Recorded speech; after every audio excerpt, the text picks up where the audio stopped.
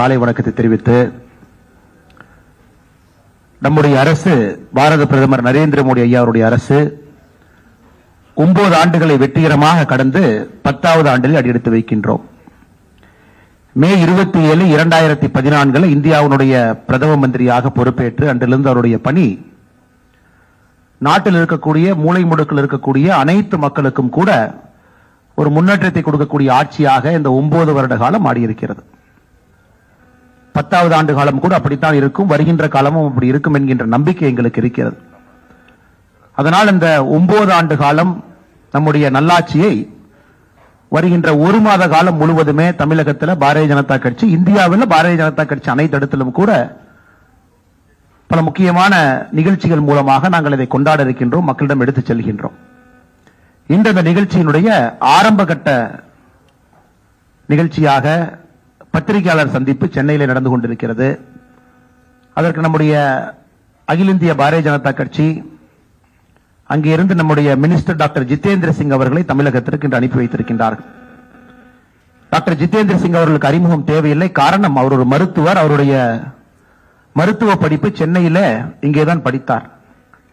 சென்னையிலே மருத்துவ படித்த பிறகு ஜம்மு அண்ட் காஷ்மீர்ல ஒரு ப்ரொஃபஸராக அங்கே இருந்து அதன் பிறகு நம்முடைய கட்சியில இணைந்து பணியாற்றி படிப்படியாக முக்கியமான பொறுப்புகளை அலங்கரித்துக் கொண்டிருக்கின்றார்கள்.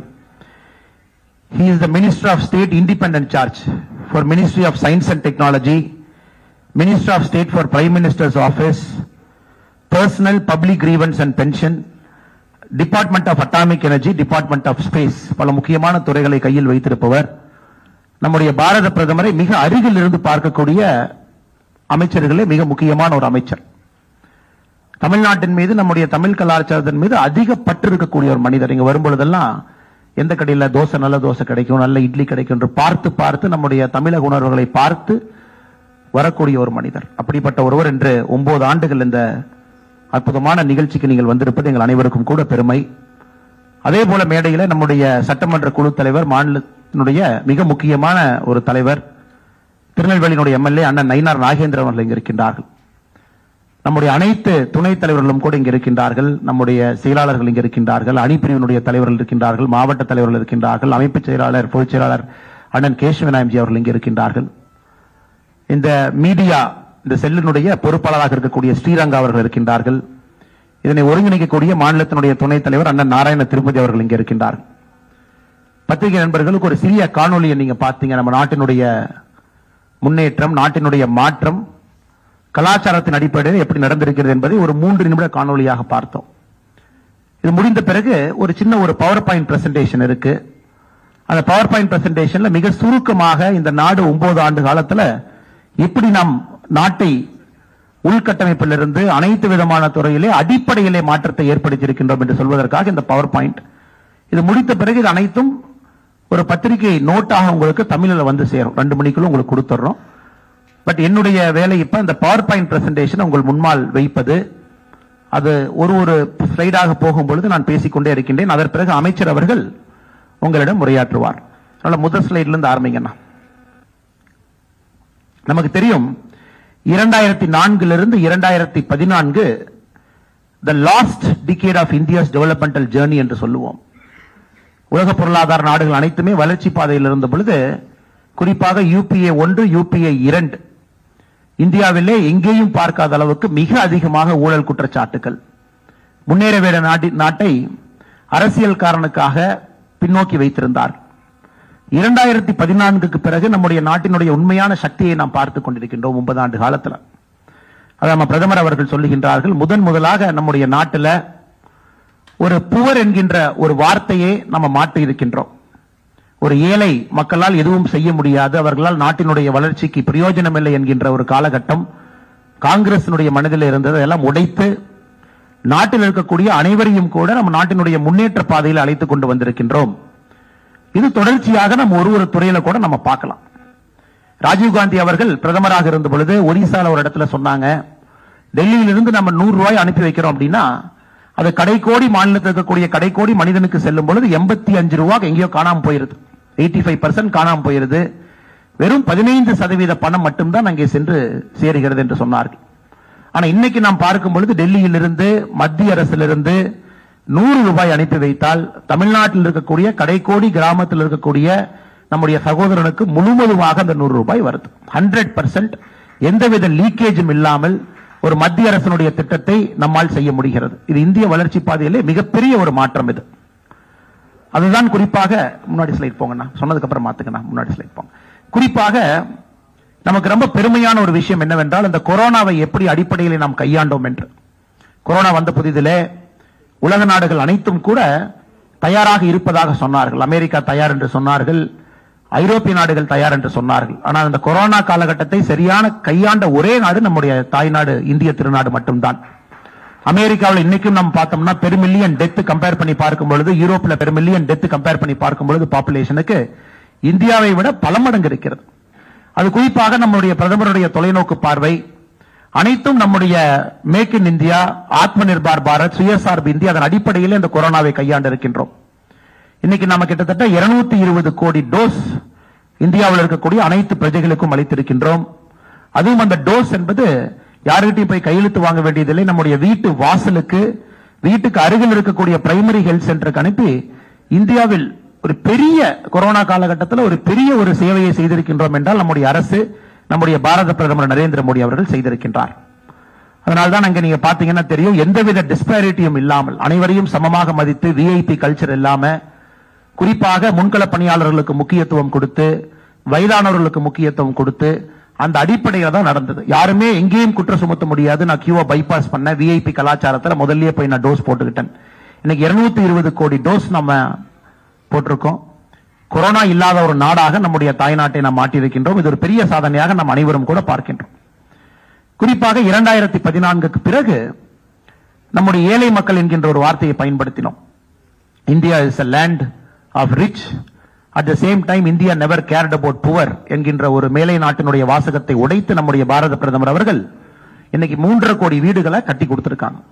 3.5 கோடி வீடுல 3.5 கோடி குடும்பம் இருக்கின்றார்கள். இந்த 9 ஆண்டுகள்ல இந்த 3.5 கோடி குடும்பம் என்பது சராசரியா நீங்க பாத்தீங்கன்னா 10 கோடி பேருக்கு மேல அந்த வீட்டுல வசிக்கிறாங்க. முதல் முறையாக அவர்களுடைய காலகட்டத்தில், அவர்களுடைய பரம்பரையில முதல் முறையாக ஒரு பக்கா கான்கிரீட் வீட்டை அவங்க பாக்குறாங்க. அந்த வீடு அவர்களுக்கு பெரிய மகிழ்ச்சியை கொடுத்திருக்கிறது. எல்லாவற்றையும் தாண்டி அவங்களுக்கு ஒரு டிக்னிட்டி, செல்ஃப் எஸ்டீம் அந்த வீடு கொடுத்திருக்கு. இது ஏழைகளுக்காக நம்முடைய அரசு தொடர்ந்து இருப்பது என்பதற்காகத்தான் இந்த கொண்டாட்டமே நாம் என்ன சொல்லுகின்றோம் என்றால் சேவா, சுசாசன் அண்ட் கரீப் கல்யாண் என்று சொல்லுகின்றோம். சேவை, நல்லாட்சி, ஏழைகளுக்கான அரசு, இது மூன்றையும் மையமாக வைத்துத்தான் இந்த 1 மாத காலம் இந்தியா முழுவதுமே, தமிழகம் உட்பட நம்முடைய எல்லா புரோகிராமுமே இருக்கும். 2014 பிரதமர் கண் முன்னால் வந்த மிகப்பெரிய சேலஞ்ச் அனைவருக்கும் சுகாதாரத்தை கொண்டு வர வேண்டும் என்று. ஸ்வச் பாரத் மிஷன் 1 அது முடிந்து இப்ப ஸ்வச் பாரத் மிஷன் 2 இருக்கும். சுதந்திரத்திற்கு பிறகு 1947 இருந்து 2014 வரை மொத்தமாக கட்டப்பட்ட டாய்லெட் என்பது 6.5 கோடி டாய்லெட், 6 கோடியே 54 லட்சம் டாய்லெட் கட்டியிருந்தாங்க. ஆனா 2014 இருந்து 9 ஆண்டுகள்ல 11 கோடியே 72 லட்சம் டாய்லெட் நம்ம கட்டியிருக்கோம். முதலாக அவர்களுக்கு அந்த கண்ணியம் கொடுத்திருக்கோம், டிக்னிட்டி கொடுத்திருக்கோம். இதற்கு முன்பு நம்ம பத்திரிகை நண்பர்கள் உங்க செய்தியிலேயே பார்ப்போம், ஊருக்கு ஒதுக்குப்புறத்திலே காலையிலே 4 மணிக்கு ஒதுங்கிய இளம்பெண்ணை கற்பழித்தார்கள் என்கின்ற நியூஸ் எல்லாம் 2010க்கு முன்னாடி பேப்பர்ல சாதாரணமா வரும். இன்னைக்கு அதை போன்று எதுவும் இல்லை என்றால் பிரதமர் அவர்கள் தொலைநோக்கு பார்வையிலே 11 கோடி 72 லட்சம் டாய்லெட் கட்டியிருக்காங்க. தமிழகத்தில் 55 லட்சம் கழிப்பறைகள் நாம் கட்டியிருக்கின்றோம். அதை நம்ம குறிப்பாக இன்று பார்க்கும் பொழுது சகோதரர்களே, 2014 இது ரொம்ப முக்கியமான ஒரு டேட்டா. 2014 அவருக்கு ஒரு சேர் போடுங்க முன்னாடி. 2014 பிரதமர் அவர்கள் ஆட்சிக்கு வந்த பொழுது கிராமப்புறத்தில் மொத்தமாக 39% கிராமப்புற வீட்டில் மட்டும்தான் கழிப்பறை வசதி இருந்துச்சு. only 39% of rural household at toilet. இன்னைக்கு அந்த டேட்டாவை நீங்க பார்க்கலாம். 9 ஆண்டுகள்ல அது 100 என்பதை நம்முடைய காலகட்டத்தில் பார்க்கிறோம். நம்முடைய காலகட்டத்தில் 100% என்பதை நம்ம அச்சீவ் பண்ணியிருக்கோம். 100% கிராமப்புறத்தில் நம்ம டாய்லெட் கட்டி கொடுத்திருக்கோம். பிரதமருடைய மற்றும் ஒரு பெரிய கனவு, ஒரு குடும்பத்திற்கும் கூட குடிதண்ணீர் என்பது பைப்ல வரணும், சுகாதாரமான முறையில் குடிதண்ணீர் வர வேண்டும் என்பது பிரதமருடைய கனவு. இது பிரதமருடைய கனவு மட்டுமல்ல, கர்மவீரர் காமராஜர் ஐயாவுடைய கனவு. அவருடைய இல்லத்திற்கு மட்டும் குடிதண்ணீர் பைப்ல வரக்கூடாது என்பதை தாயிடம் வலியுறுத்தி அந்த பைப்பை பிடுங்கி வெளியே எரிஞ்சாரு கர்மவீரர் காமராஜர் ஐயா. இன்னைக்கு பெருமையா சொல்லலாம், 12 கோடி வீடுகளுக்கு முதலாக குடிதண்ணீர் என்பது பைப்ல போயிருக்கு. பைப்ல சுத்தமான சுகாதாரமான குடிதண்ணீர் அவர்களால் குடிக்க முடியுது. தமிழகத்தை பொறுத்த வரைக்கும் 63% தமிழகத்தில் இருக்கக்கூடிய இல்லங்களுக்கு குடிநீர் நீர் என்பது பைப்பில் நாம கொடுத்திருக்கோம். இது ஒரு மிக அற்புதமான ஒரு திட்டம். அனைத்து மக்களுக்கும் கூட பெரிய அளவுல மாற்றத்தை கொடுக்கக்கூடிய திட்டத்தை நாம் பார்த்து கொண்டிருக்கின்றோம். அடுத்து நம்ம பார்த்தோம் அப்படின்னா ஃப்ரீ கேஸ் கனெக்ஷன். இன்னைக்கு 9,60,00,000 பேருக்கு ஃப்ரீ கேஸ் கனெக்ஷன் நம்ம கொடுத்திருக்கோம்.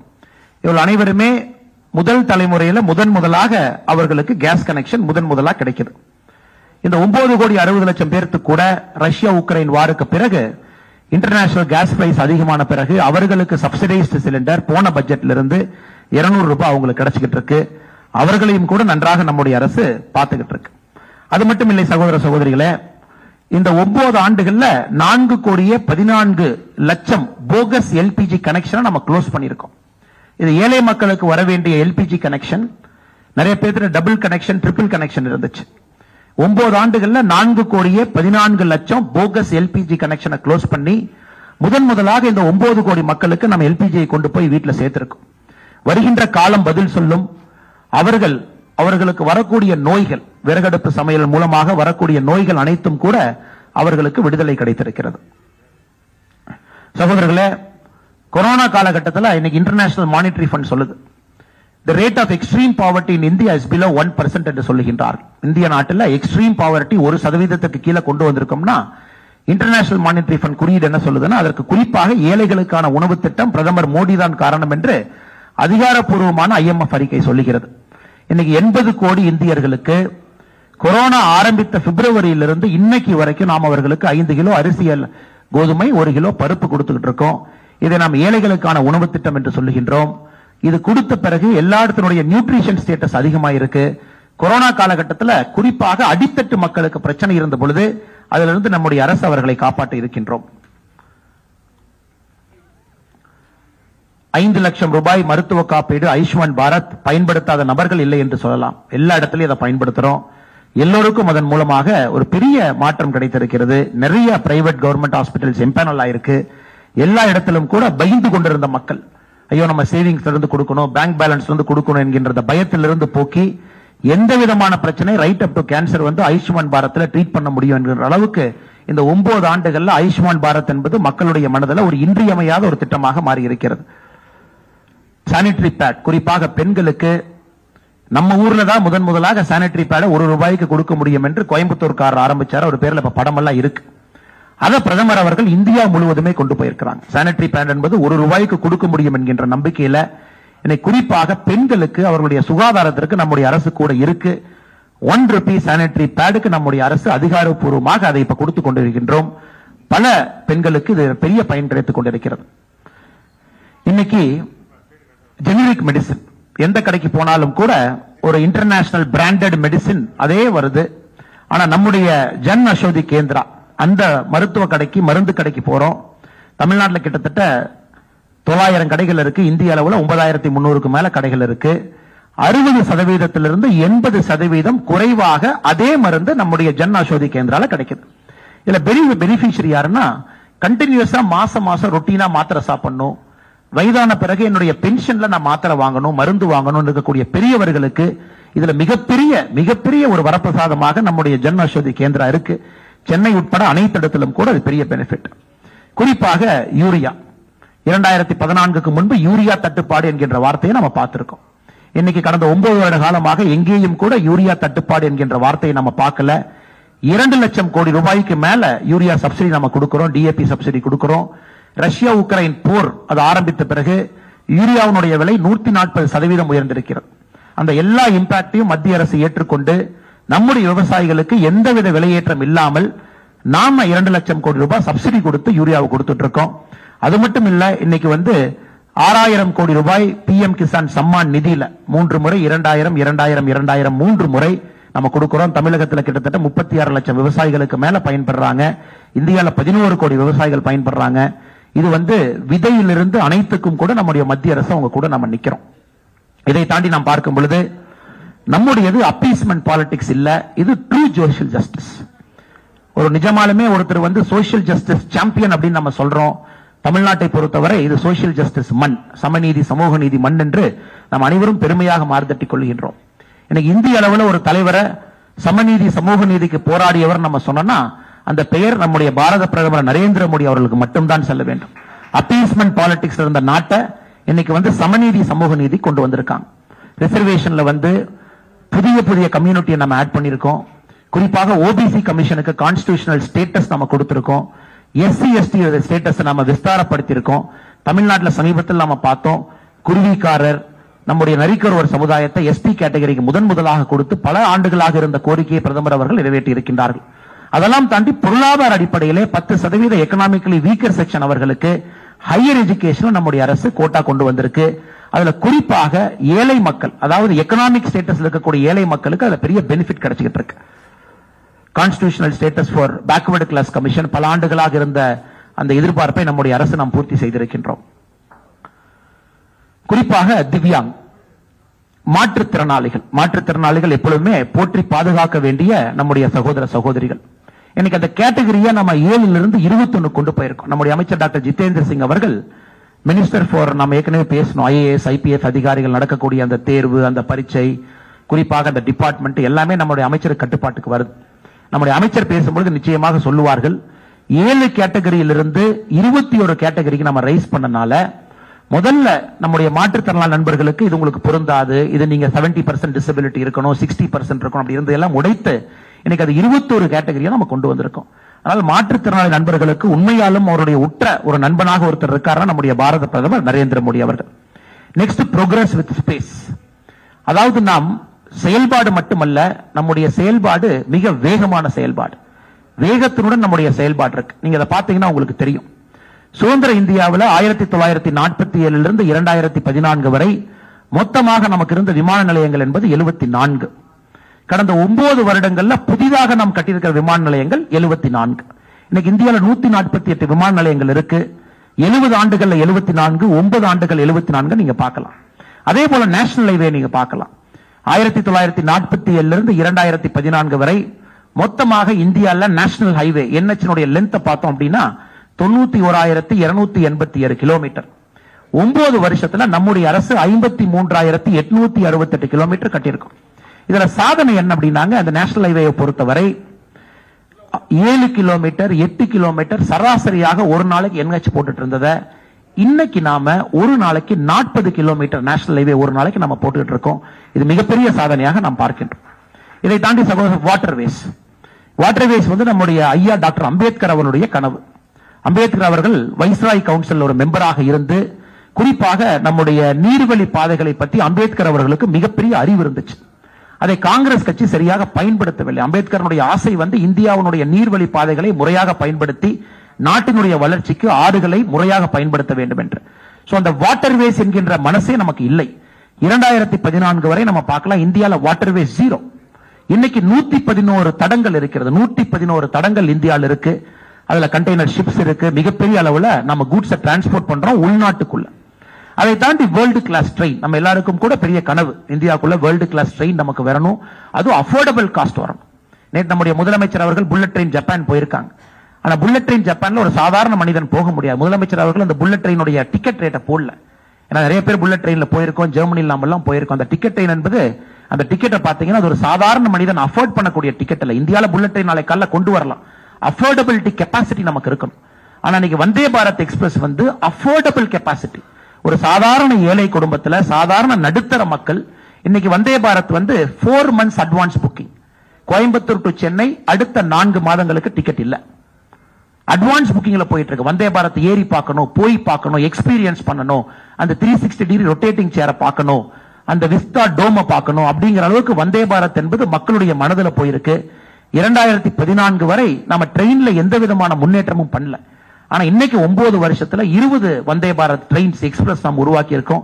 பிரதமருக்கு முக்கியமாக நன்றி சொல்ல வேண்டும். எல்லா மாநிலத்துக்கும் ஒரு வந்தே பாரத் இல்ல. தமிழகத்தை பொறுத்தவரை கோயம்புத்தூர் சென்னை இரண்டுக்கும் ஒரு வந்தே பாரத், மைசூர் பெங்களூர்ல இருந்து சென்னைக்கு வரக்கூடிய இன்டர்ஸ்டேட் வந்தே பாரத் ஒன்று 2 வந்தே பாரத் பிரதமர் அவர்கள் தமிழக மக்கள் கொடுத்திருக்கின்றார்கள். இந்த நேரத்தில் நாம் அனைவரும் பிரதமருக்கு நன்றி சொல்வதற்கு நாம் கடமைப்பட்டிருக்கின்றோம். சகோதரர்களே, அடுத்து மெட்ரோ என்பதுதான் ஒரு சிட்டியினுடைய கன்ஜெக்ஷனை குறைக்கும். கன்ஜெக்ஷன் குறையும் பொழுது மக்களுடைய நேரம் என்பது ஆக்கப்பூர்வமான விஷயங்களுக்கு போகும். ஒரு டிராபிக் ஜாம்ல மாட்டி 3 பஸ் மாறி போறது எல்லாம் உடைத்து 2014 வரை மெட்ரோ என்பது 5 மாநகரத்தில் மட்டும்தான் இருந்துச்சு. கடந்த 9 வருஷத்துல புதிதாக மெட்ரோவை 15 மாநகரத்துக்கு கொண்டு போயிருக்கும். இன்னைக்கு 20 மாநகரத்துல இந்தியால மெட்ரோ இருக்கு. அதுல 15 மாநகரம் என்பது நாம் ஆட்சிக்கு வந்த பிறகு இந்த 9 வருஷத்துல நம்ம செஞ்சிருக்கோம். All India Institute of Medical Science, தமிழகத்தினுடைய எய்ம்ஸ் மதுரை 2026 பிப்ரவரி மார்ச்ல கம்ப்ளீஷன் பண்ணி மக்களுடைய பயன்பாட்டுக்கு வர இருக்கு. 2014 வரை 7 எய்ம்ஸ் இருந்துச்சு. 9 ஆண்டுகள்ல 15 புதிய மருத்துவ கல்லூரிகள், எய்ம்ஸ் கல்லூரிகள் உருவாக்கப்பட்டிருக்கிறது.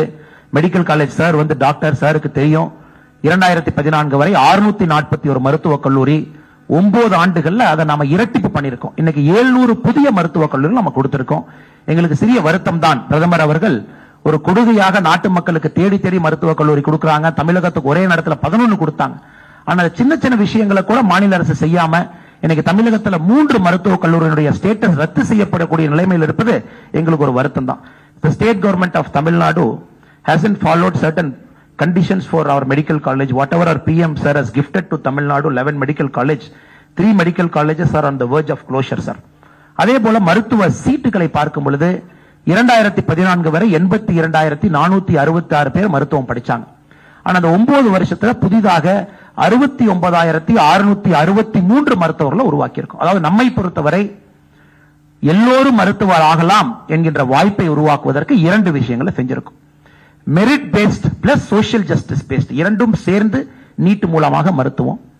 இரண்டாவது, காலேஜஸ் அடிப்படை தன்மையை அதிகரித்து சீட்டினுடைய கெபாசிட்டி அதிகரித்து அவர்களுக்கு நிறைய சீட்ஸ் கிடைக்கிறது. இரண்டையும் நம்முடைய அரசு ஒரே சேர செஞ்சிருக்கும். ஐஐடி 2014 வரை 16 ஐஐடி, புதிதாக 7 ஐஐடி உருவாக்கி இருக்கின்றோம். ஐஐஎம் 2014 வரை 13, புதிதாக 7 உருவாக்கி இருக்கின்றோம். யூனிவர்சிட்டி பல்கலைக்கழகத்தை பொறுத்தவரை 2014 வரை 723, புதிதாக 390 பல்கலைக்கழகத்தை உருவாக்கி இருக்கின்றோம். இது மிக முக்கியமான ஒரு திட்டத்தை நம்முடைய பிரதமர் அவர்கள் கையில் எடுத்திருக்கின்றார்கள். இப்ப யூரியா என்பது ஒரு பாட்டில். முதல்ல யூரியா என்பது மூட்டையில் நாம் எடுத்துட்டு வருவோம். கடைக்கு போய் நின்று மூட்டை எடுத்து தோல்ல சுமந்து கொண்டு வருவோம். இன்னைக்கு பிரதமரை பொறுத்தவரை, முன்னாடி ஸ்லைடு போங்க, பிரதமரை பொறுத்தவரை இன்னைக்கு லிக்விட் நானோ யூரியா பிளான்ட் என்கின்ற ஒரு சர்வதேச தரத்துல உலகத்துல முக்காவாசி நாட்டில் இல்லாத டெக்னாலஜி நம்ம கொண்டு வந்து நானோ யூரியா, ஒரு பாட்டில் நீங்க யூரியா எடுத்துட்டு வரலாம். ஒரு மூட்டை யூரியா, ஒரு பாட்டில் யூரியா அளவுக்கு குவான்டிட்டியை நம்ம குறைச்சிருக்கோம். அதை விட அதிகமான வீரியத்தன்மை இருக்கக்கூடிய வேர்ல்ட்ஸ் ஃபர்ஸ்ட் லிக்விட் நானோ யூரியா பிளான்ட் நம்ம போட்டிருக்கோம். இது வந்து விவசாய பெருமக்களுக்கு மிகப்பெரிய ஒரு மாற்றத்தை கொடுக்கக்கூடிய திட்டத்தை கொண்டு வந்திருக்கின்றோம். அடுத்து நம்ம பார்த்தோம் அப்படின்னாங்க, காங்கிரஸ் ஆட்சி காலத்துல குறிப்பாக 2004 14 வரை அவர்கள் டிலே என்று சொன்னார்கள். மோடிஜி அவர்கள் டெலிவர் என்று சொல்லுகின்றார்கள்.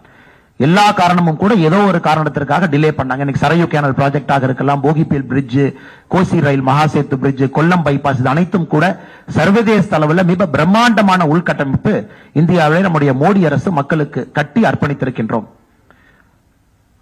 இப்ப ரயில்வே ஸ்டேஷன் நம்ம பார்க்கும் பொழுது அது வந்து ஒரு ஏர்போர்ட் அளவுக்கு நம்முடைய ரயில்வே ஸ்டேஷனை வந்து நம்ம உயர்த்தி இருக்கின்றோம். குறிப்பாக இன்னைக்கு நம்ம சில ரயில்வே ஸ்டேஷன் இந்தியாவில் பை நேம் நம்ம சொல்ல வேண்டிய கடமை நமக்கு இருக்கு. இன்னைக்கு இந்தியாவில் இருக்கக்கூடிய போபால் இருக்கக்கூடிய ராணி Kamalapati station, Gandhi Nagar station, மும்பையினுடைய CSMT, இதெல்லாம் வந்து உலக அளவில் இருக்கக்கூடிய ஒரு ரயில்வே ஸ்டேஷனை விட சிறந்த ரயில்வே ஸ்டேஷனாக இந்த மூன்றும் உலக தரத்தில் இன்னைக்கு நாம் பெருமையோடு சொல்லிக்கலாம். அதே போல அகமதாபாத்தில் இருக்கக்கூடிய சபர்மதி ரயில்வே ஸ்டேஷனுக்குள்ள ஒரு மல்டி மாடல் ஹப்பாக ஒரே ரயில்வே ஸ்டேஷனுக்குள்ள ரயில்வே ட்ரெயின் வரும், மெட்ரோ வரும், வரக்கூடிய அகமதாபாத் மும்பை புல்லட் ட்ரெயின் வரும். நாம் எல்லாமே நோடல் சென்டராக ரயில்வே ஸ்டேஷனுடைய கனவு காண்கின்றோம். ஒரு ரயில்வே ஸ்டேஷன்ல எல்லா மாடல் டிரான்ஸ்போர்ட் வந்து மெர்ஜ் ஆகணும். Gandhi Nagar railway ஸ்டேஷனுக்குள்ள 5 star hotel இருக்கு. மக்கள் ரயில்வே ஸ்டேஷனுக்குள்ள உலகத்தரம் வாய்ந்த ஒரு 5 ஸ்டார் ஹோட்டல். தமிழ்நாட்டிற்கும் கூட ரயில்வே ஸ்டேஷனை துரிதப்படுத்தக்கூடிய அடுத்த கட்டத்துக்கு எடுத்து சென்ற பணிகள் இப்போது ஆரம்பித்திருக்கின்றோம். அதுவும் வேகமாக செல்லும். நிச்சயமாக வரக்கூடிய காலத்துல நாமும் அடுத்த வருஷம் பிரஸ் மீட் நடக்கும் பொழுது பெருமையாக சொல்லுவோம், தமிழகத்திலும் கூட இந்த ரயில்வே ஸ்டேஷன் உலக தரத்துக்கு நாம் உயர்த்தி இருக்கின்றோம் என்று. அதே போல காஷ்மீர் வந்து நம்ம ஐயாவுடைய பிறந்த ஊர். அங்கே அவர்கள் பேராசிரியாக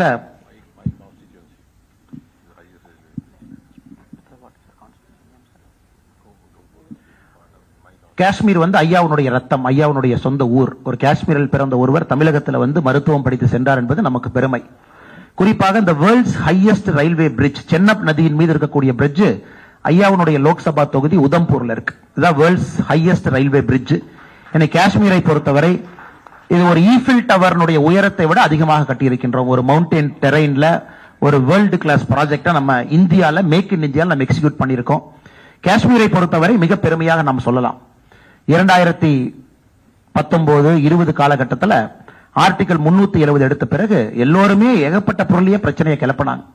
2022 காஷ்மீருக்குள்ள அதிகமான சுற்றுலா நண்பர்கள் 2022 போயிருக்காங்க. 1 கோடி இந்தியர்கள் காஷ்மீரை சாராதவங்க காஷ்மீருக்குள்ள சுற்றுலாக்கு போயிருக்காங்க.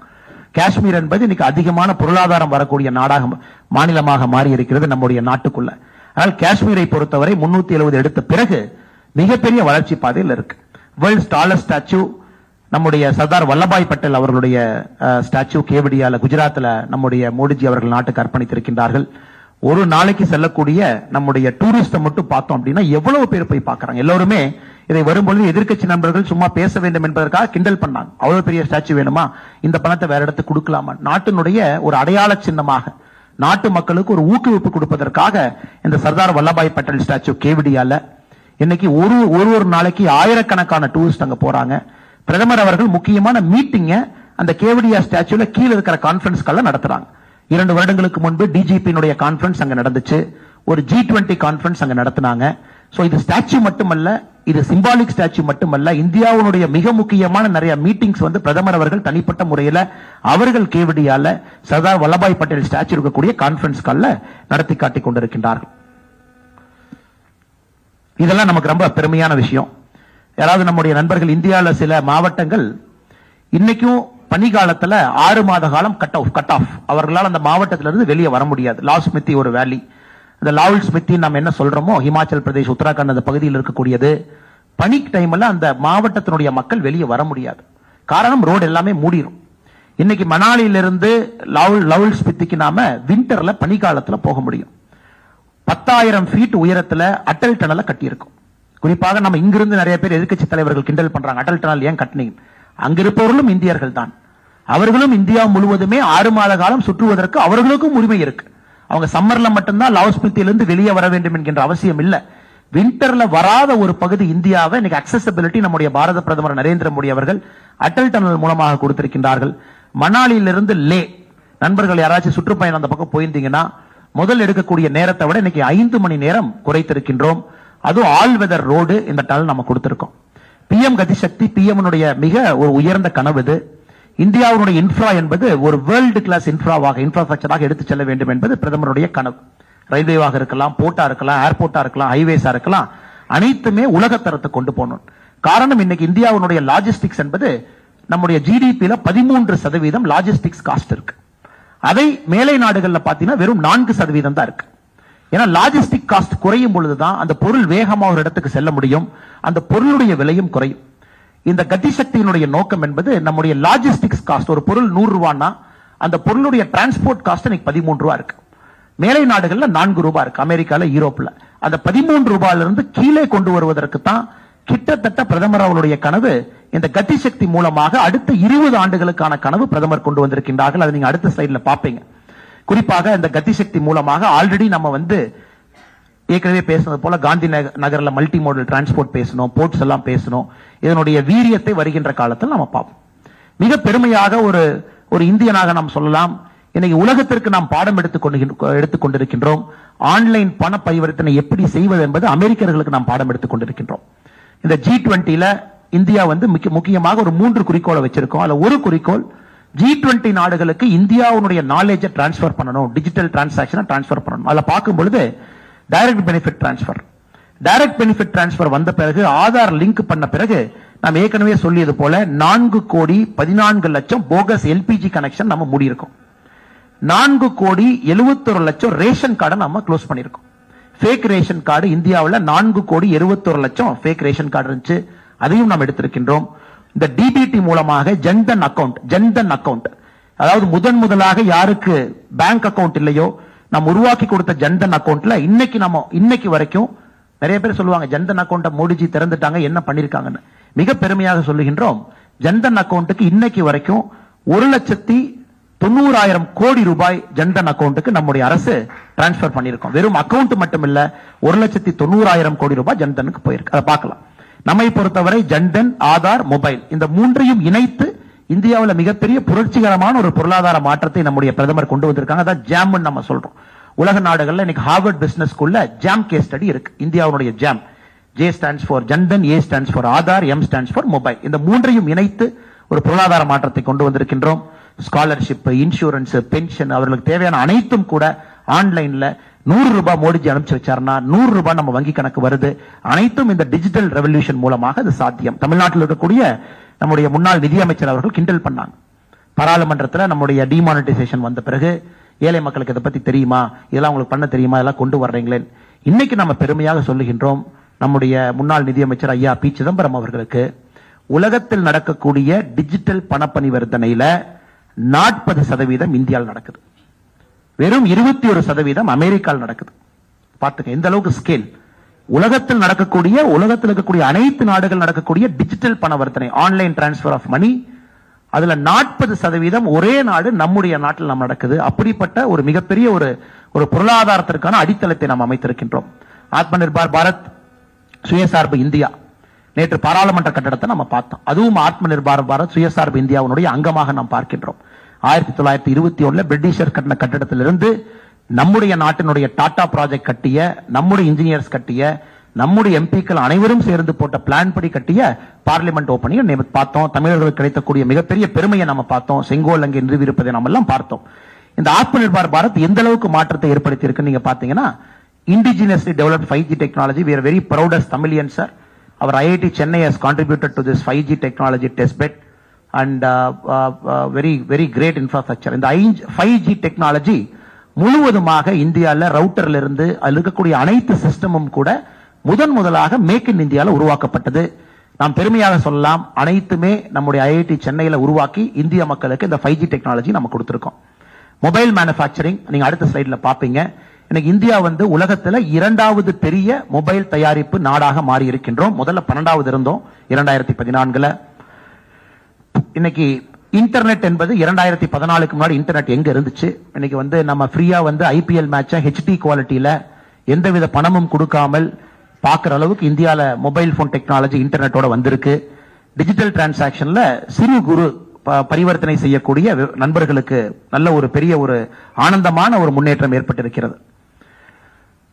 இதே Atma Nirbhar Bharat record export of goods 761 கோடி ரூபாய்க்கு, $768 பில்லியன் ரூபாய்க்கு மேல நம்முடைய கூட்ஸ் அண்ட் சர்வீசஸ் எக்ஸ்போர்ட்ஸ் நம்ம பண்ணியிருக்கோம்.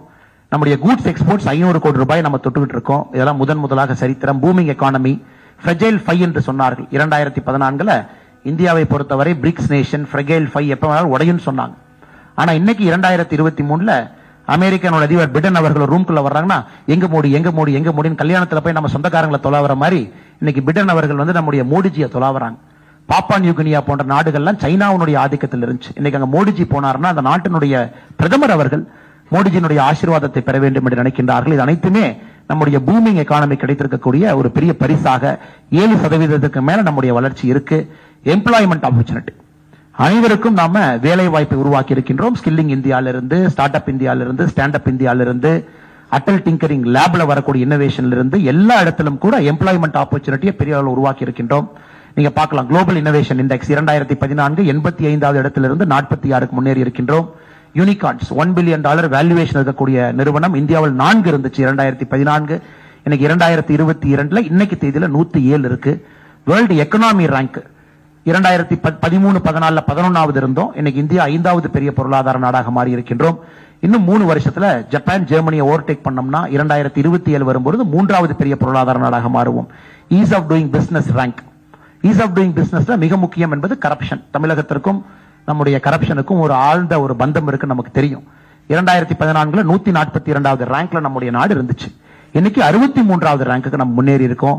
மொபைல் மேனுஃபேக்சரிங் ஏற்கனவே சொன்னது போல 12வது நாம் இருந்தோம். இன்னைக்கு இந்தியா என்பது சைனாக்கு அப்புறம் 2வது பெரிய நாடாக மொபைல் மேனுஃபேக்சரிங். தமிழகத்திற்கும் அந்த ப்ரொடக்ஷன் லிங்க்ட் இன்சென்டிவ் ஸ்கீம்ல மிகப்பெரிய நமக்கு ஒரு வரப்பிரசாதம். ஃபாக்ஸ்கான் வந்தவுடன் ஆயிரக்கணக்கான வேலை வாய்ப்புகள் தமிழ்நாட்டுக்குள்ள உருவாக இருக்கிறது. ஆட்டோமொபைல் 2014 7வது பெரிய நாடாக இருந்தோம். இன்று 3வது பெரிய நாடாக இருக்கின்றோம் ஆட்டோமொபைல் உற்பத்தியை பொறுத்தவரை. நாம் ஏற்கனவே பேசியிருக்கோம். இன்னைக்கு யூனிகார்ன் 107 கம்பெனிஸ் $1 பில்லியன் வேல்யூவேஷனுக்கு மேல. ஆனா அதே நேரத்தில் இன்னொரு பெருமைப்படக்கூடிய விஷயம், சின்ன சின்ன ஸ்டார்ட் அப் இன்னைக்கு 1 லட்சத்துக்கு மேல இருக்கு. இவரெல்லாம் 5 வருஷம் கழிச்சு பெரிய பெரிய நிறுவனமா மாறுவாங்க, 20 வருஷம் கழிச்சு பெரிய நிறுவனமா மாறுவாங்க. இதை பார்க்கும் பொழுது நமக்கு தெரியும். 4 40 ஆண்டுகள் கழித்து 4 டிகேடு கழித்து புதிய கல்விக் கொள்கை கொண்டு வந்திருக்கோம். இதுல மிக முக்கியமாக இந்த கல்விக் கொள்கையில தாய்மொழியை மையப்படுத்தி 6ஆம் கிளாஸ் வரைக்கும் நீங்க படிக்கணும், 5ஆம் கிளாஸ் வரைக்கும் படிக்கணும், அதுக்கப்புறம் 3 வருஷம் நீங்க எக்ஸ்டெண்ட் பண்ணிக்கலாம் தேவைப்பட்டா 8ஆம் கிளாஸ் வரைக்கும். முதலாக நம்முடைய அரசு மருத்துவ கல்லூரி மருத்துவ படிப்பு இருக்கலாம், இன்ஜினியரிங் படிப்பு இருக்கலாம், அதுவும் தமிழ்ல படிக்கணும்னு அமித்ஷாஜி அவர்கள் பிரதமர் அவர்கள் வலியுறுத்துறாங்க. தமிழ்நாட்டில் சோகமான நிலைமை என்னன்னா இன்ஜினியரிங் கல்வி எதெல்லாம் தமிழ்ல இருந்துச்சோ அதையெல்லாம் மூடிட்டாங்க. ஏங்க மூடினீங்கன்னு கேட்டீங்கன்னா எனக்கு தெரியாம மூடிட்டாங்க சாரி அப்படிங்கிறாங்க. இதெல்லாம் தமிழ்நாட்டினுடைய அரசனுடைய அவலத்தை பார்த்துக் கொண்டிருக்கின்றோம். இந்தியா முழுவதுமே தாய்மொழிக்கு குறிப்பாக நம்முடைய தமிழ் மொழிக்கு பிரதமர் கொடுக்கக்கூடிய மரியாதையை தொடர்ந்து பார்த்துக் கொண்டிருக்கின்றோம். ஆனா தமிழ்நாட்டில் புதிய கல்விக் கொள்கையை இப்ப இருக்கக்கூடிய அரசு ஏற்றுக்கொள்ளவில்லை என்பது இங்க இருக்கக்கூடிய 8 கோடி தமிழர்களுக்கும் ஒரு பெரிய வருத்தம் தான். அதே போல எம்ப்ளாய்மெண்ட் ஆப்பர்ச்சுனிட்டி நம்ம பார்க்கிறோம், ஸ்கில்லிங் எல்லா இடத்துலயும் பாத்தீங்கன்னா பயிற்சி முகாம் அடிப்படையில் கோடிக்கணக்கான மக்களுக்கு அது புதிய வாய்ப்பு. ஸ்போர்ட்ஸ் முதலாக விளையாட்டு என்பது சென்டர் ஆஃப் அவர் லைஃப். விளையாட்டிலே ஜொலிக்கின்றோம். ஒலிம்பிக்ல Khelo India Games, honourable prime minister has awarded Khelo India Games to Tamil Nadu for 2023. அனைத்து தமிழர்களும் மிக பெருமையாக பார்க்கின்றோம். கேலோ இந்தியா கேம்ஸ் தமிழகம் இந்த 2023 நடத்தும். அதே போல அதை பார்க்கும் பொழுது நம்முடைய கலாச்சாரத்தை பிரதமர் அவர்கள் மீட்டெடுத்திருக்கின்றார்கள். அது புத்தர் வாழ்ந்த இருந்த போதித்த இடத்தை புத்த சர்க்கியூட்டா பிரதமர் அவர்கள் கொண்டு வந்திருக்கின்றார்கள். அது குறிப்பாக பீகார், உத்தரப்பிரதேஷ், ஒரிசா அந்த பகுதி அனைத்துமே புத்த சர்க்கியூட்டா மாறி இருக்கு. மத்திய பிரதேசனுடைய மகாகால் காரிடார், உஜ்ஜைன் காலபைரவர் அதனுடைய மாற்றம், சோமநாதர் ஆலயத்தினுடைய மாற்றம், கேதார்நாத் தாம் பிரதமர் அவர்கள் கொண்டு வந்திருக்கக்கூடிய மாற்றம், கர்த்தாப்பூர் சாஹிப் காரிடார் நமக்கு தெரியும் பாகிஸ்தான் அந்த பார்டர்ல இருக்கக்கூடியது, அதையும் கூட சிறப்பாக நாம் செய்து காட்டியிருக்கின்றோம். காசி தமிழ் சங்கத்தில் நம்ம பார்த்தோம். காசி தமிழ் சங்கம் காசி போன பிறகு எப்படிப்பட்ட மாற்றம் பந்தம் இருக்குன்னு. இதுக்கப்புறம் ராம் மந்திர் தயாராக இருக்கிறது கும்பாபிஷேகத்திற்கு. அதுவும் கூட இந்தியாவுடைய பிரதான கலாச்சாரத்தை மக்களுக்கு வெளிப்படுத்தக்கூடியதாக இருக்கும். நார்த் ஈஸ்டை பொறுத்தவரை புதிய சாலைகளாக இருக்கட்டும், விமான நிலையமாக இருக்கட்டும், பிரிட்ஜஸா இருக்கட்டும், அதுவும் ஒரு பெரிய மாற்றம் நார்த் ஈஸ்ட் கொடுத்திருக்கோம். பிரதமர் தான் நார்த் ஈஸ்ட் முதல்ல அஷ்டலட்சுமிங்கிற பேர்ல சொன்னாங்க. நார்த் ஈஸ்ட் பொறுத்த வரைக்கும் இந்திய நாட்டினுடைய அஷ்டலட்சுமி. அது கலாச்சாரத்தை நாம் ஆழப்படுத்தி இருக்கின்றோம். வடகிழக்கு மாநிலங்களை பொறுத்தவரை குறிப்பாக சுற்றுச்சூழலை பொறுத்தவரை நம்முடைய பிரதமர் மிக ஆழ்ந்த சுற்றுச்சூழல் மீது ஒரு நட்பு இருக்கக்கூடிய ஒரு மனிதர். நம்ம பார்க்க ரெனியூவல் எனர்ஜிக்கு அவர் கொடுத்திருக்கக்கூடிய புஷ் இன்டர்நேஷனல் சோலார் அலையன்ஸ் நம்ம அதை முன்னெடுத்து சென்றிருக்கின்றோம். நாம் தான் சோலார் அலையன்ஸ் தலைவராக இருக்கோம். இந்தியா முழுவதுமே ரெனியூவல் எனர்ஜி கொடுத்திருக்கக்கூடிய புஷ் இருக்கலாம். அதுக்கப்புறம் COP26ல பிரதமர் அவர்கள் முதலாக லைஃப் அப்படிங்கறத அறிமுகப்படுத்தி லைஃப் ஸ்டைல் ஃபார் என்விரான்மெண்ட் இன்னைக்கு உலகம் முழுவதுமே பேசியிருக்கோம். நமாமி கங்கா சுத்தப்படுத்தியிருக்கோம், சீத்தாவை கொண்டு வந்திருக்கோம். பிரதமர் அவர்கள் சமீபத்தில் தமிழ்நாட்டில் he has seen Bommi, our two very eminent Tamilians who elephant caregivers whose film got an Oscar this year. We are very grateful. The Honorable Prime Minister made a visit and visited them.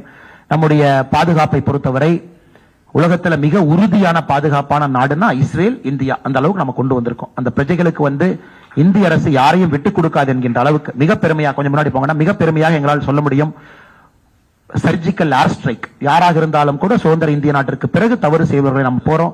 370 எடுத்திருக்கோம். அடுத்து நீங்க அடுத்த side வாங்க. Defence production 1 லட்சம் கோடி ரூபாய்க்கு மேல உள்நாட்டில் ராணுவ தளவாட உற்பத்தி, கட்டிங் எட்ஜ் எக்யூப்மெண்ட் வந்திருக்கு. பார்டர் ரோட்ஸ் அண்ட் பிரிட்ஜஸ் நம்ம வலிமைப்படுத்தி இருக்கின்றோம். மிக முக்கியம் இது. சிரியால இருந்து Libya, Yemen, Sudan, Nepal, Afghanistan இதுல எல்லாம் இந்த வார் பிரதேசத்துல யாரெல்லாம் மாட்டிக்கிட்டாங்களோ 20,000 இந்தியர்களுக்கு மேல பத்திரமா கொண்டு வந்திருக்கோம். We're extremely happy, sir. Many of our Tamil students who were struck in Ukraine, every single person without a scratch, the Honorable Prime Minister has brought them back to Tamil Nadu. We are eternally grateful for that, sir. அதே போல 2,97,00,000 இந்தியர்களை corona காலகட்டத்தில் வந்தே பாரத் பிளைட்ல கொண்டு வந்தோம். எல்லாமே அங்கங்க மாட்டிட்டு இருந்த பொழுது சிறப்பு விமானங்களை பண்ணி 2,97,00,000 பேர் வெளிநாட்டில் இருந்தவங்களை கொண்டு வந்திருக்கோம்.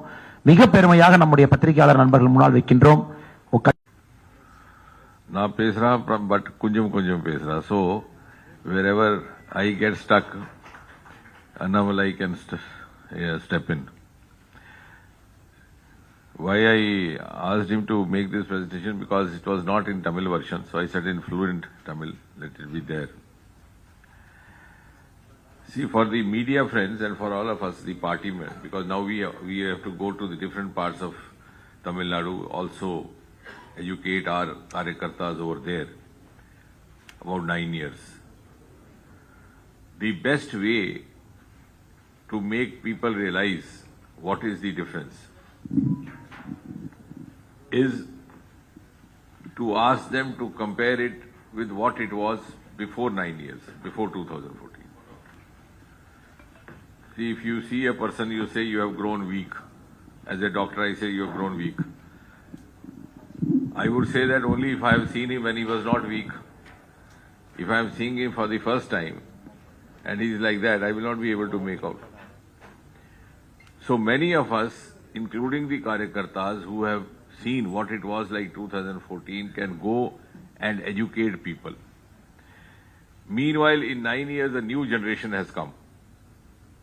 They have not seen what it was before 2014. And every year we are also getting lakhs of new voters, 18 plus. They have grown up only in these 9 years, where Modi ji gave us a golden era. And they would believe that this is the time India always had. But somebody has to tell them, and they had to be cautioned that before 2014, it was something different. And as responsible young citizens, they have to guard against the earlier times happening again. What the earlier governments were doing, whether Congress or the alliance governments. So if you do the comparison from what you saw in the presentation, you saw the figures. Before 2014, there was such a huge desperation in the country, pessimism. In fact, on the 26th of May 2014, around 6 o'clock in the evening, when the swearing in happened of Prime Minister Modi ji, I wrote a small piece. I said, this is the beginning of a journey from pessimism to optimism. Because for so many years, India was known to be a country of scams, scandals, coal scam, this scam, that scam. And our youth were also disillusioned. They were looking forward to go abroad. Many of them want to go to stay back in India. Now see what is it? It is the other way around. Modi ji has given India an esteem, and every Indian a sense of self-esteem and self-pride. That is the basic truth. He has made us feel proud as Indians, whether we are living in India. Even then, the diaspora, Indian diaspora who are settled outside, they are also being looked up with huge respect, which they were not enjoying earlier. Sometimes they were even hesitant to give their introduction. The world has started recognizing Indians' caliber, their capacity, their potential. And as you were seeing in the presentation, even startups. We are number 3 in the world, but even in the other countries, the startup groups are preferring Indian boys and girls, which was not happening earlier. And this has happened purely because of Prime Minister Modi. If you talk only of startups, in 2014 we just had 350. You have to compare with the earlier figures, then only you realize what it means. When you say 1 lakh, okay, 1 lakh means what? But somebody has to tell you that before 2014 we had only 350. It has gone up more than 300 times. That is the achievement of 9 years. Unicorns we have 115, out of which almost 35% are women-led. This was a country which was known to be not giving women their due or giving justice to women or giving them their share. Now women are in a leadership role. In these 9 years, we have moved on from women participation to women leadership. Earlier on, you used to say increase women participation. Now women are taking the lead and men has to be participants. And the world is now looking up to India because Modi ji has emerged as the tallest leader of the world and longest serving head of government, 23 years, first as Chief Minister, now as Prime Minister. Even among the contemporary, the present heads of government across the world, you compare. So many Prime Ministers changed in UK, presidents have changed in US. And that is why all these heads of government are looking up to Modi ji. You saw in this presentation, somebody is touching his feet, somebody is embracing him, because they are looking up to him for guidance, for advice. India's status has gone up in 9 years. That is the biggest achievement. And all that has been possible because of the strategic figures which you saw in presentation. And world today is ready to be led by India. World today is ready to be led by India under Prime Minister Modi, because they understand that India under Prime Minister Modi has that capability which they may not have. In this presentation you saw vaccine. 220 vaccine doses administered. India was known as a country where people hardly have any health consciousness. Leave aside preventive health care. Even if somebody gets sick, they would not go to the hospital. There are certain economic reasons also, social reasons also, financial concerns. But usually they will just try for 3, 4, 5 days. Once you get serious, you go to the hospital. And the whole world was warning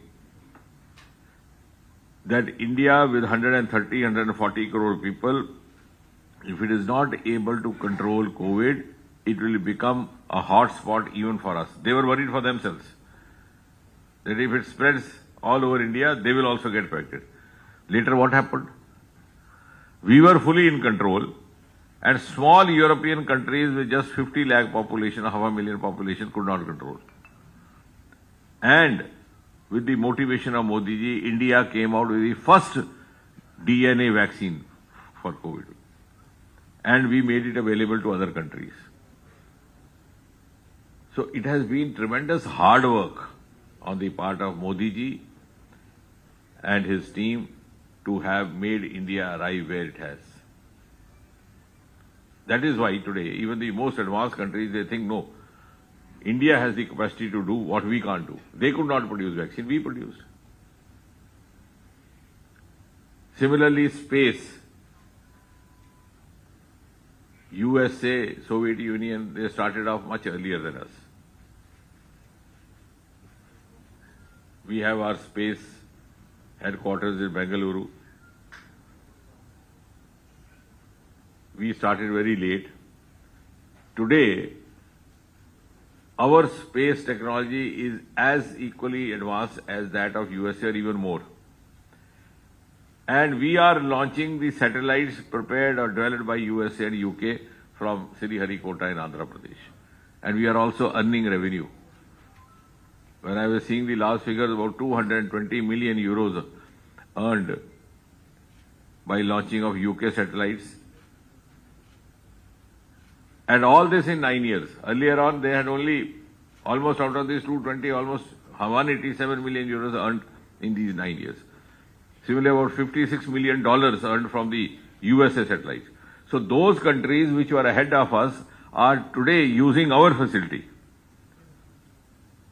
So when we say India has reached a pedestal, it has happened after 9 years of continuous, tireless hard work by Prime Minister Modi.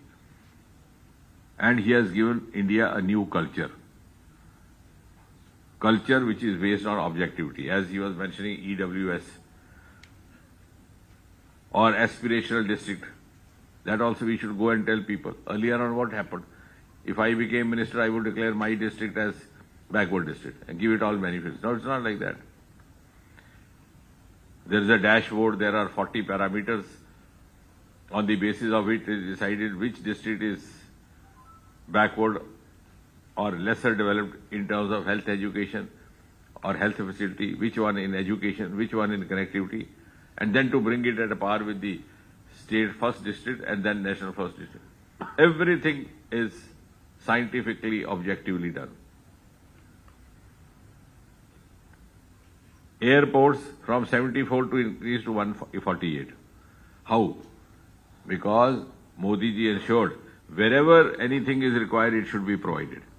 Earlier on, what happened? In the Congress time, if I became aviation minister, I'll open an airport in my village, even if there was no passenger, no aircraft. We have seen this happening. Old timers have seen this. If I became railway minister, I will introduce a train to my village. That culture is gone. If we have developed Northeast, it is because Modi ji has given a culture of justice to all, appeasement to none. Wherever it is required, it has to be given. Otherwise, they would say, what is the fun? Northeast, you will hardly get any MPs. So what is the use of attending?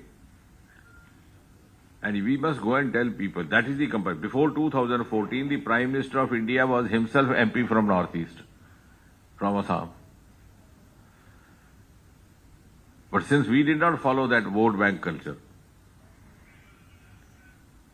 similarly, all these reforms brought in by Modi ji are not only governance reforms or developmental reforms, they are also huge social reforms. For example, within 3 months, he issued an order, which Annamalai ji, he's been in services, he will appreciate. I think 2014, May, the government came, by September there was an order that the documents or certificates will no longer required to be tested by gazetted officer. Such a huge thing. That was a legacy of the British Empire. In villages, whenever we went to class 9, 10 and we were asked to get a certificate tested, we didn't know from where to get a testing. It was not simply a governance reform. Modi ji sent out a message, look here, I have the courage to trust my youth. The youth of India are my children, I can trust them. If you are running a family, you do not trust your own son, your daughter, how will you run the family? Such a huge reform. Then within a year, he abolished interviews in the government recruitments. Earlier on, what was happening? We have seen it. We have gone through it. We have been the receiving end of this. A candidate will get 100% written. You would give him 0 in the interview. And somebody whom you want to favor, you give him 100 in interview, even if a written is 5 marks, and he gets selected. By doing such favoritism, we were doing such great injustice, not only to the youth, but to the mankind. In fact, to us, it was a sin. We were committing a sin. So this reform has held us back from committing that kind of a sin. Now for women, he was showing this Ujjwala, where 10 crore households were given gas connection.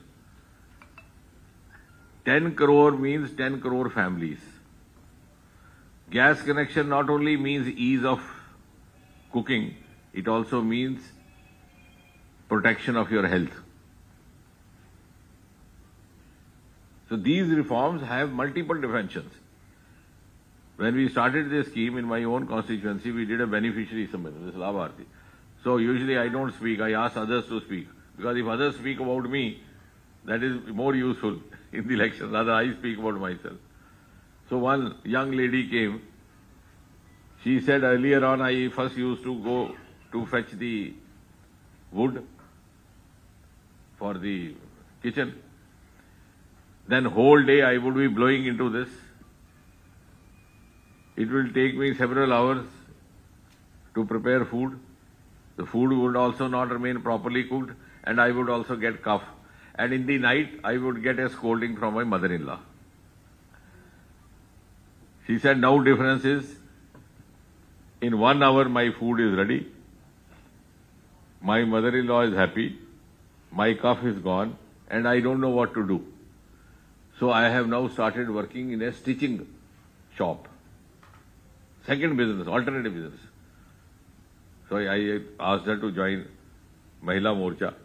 She is now a very active member of our Mahila Morcha. Because, see, now what has happened through this example? You have used the energy of this young lady for nation building. That energy was going wasted in the kitchen. And she was also getting ill health.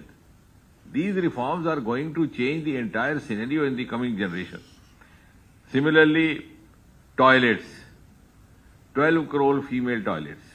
Gave them name Samman Ghar or Izzat Ghar. Earlier what was happening?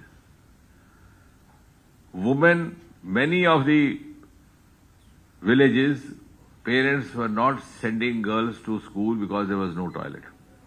I am telling you fact. These we have to tell people. These figures are okay. What you are this you will get all the copies. But how to interpret these figures? What is the implication? What is the spirit behind that? I have myself seen many people will not be sending, or the girl herself will refuse going because I can't stay in the school for 8 hours. Boys can go here there to ease themselves. She can't. And those who went because of holding back urine, they would get urinary infection. All those things. All those problems these girls were getting. What a huge service. Now, this is not only, I said there are 3 S. I was talking Lucknow. I said the security, also respect, and also convenience. So in Hindi, you can, I said it sounds Suraksha, Samman, Suvidha.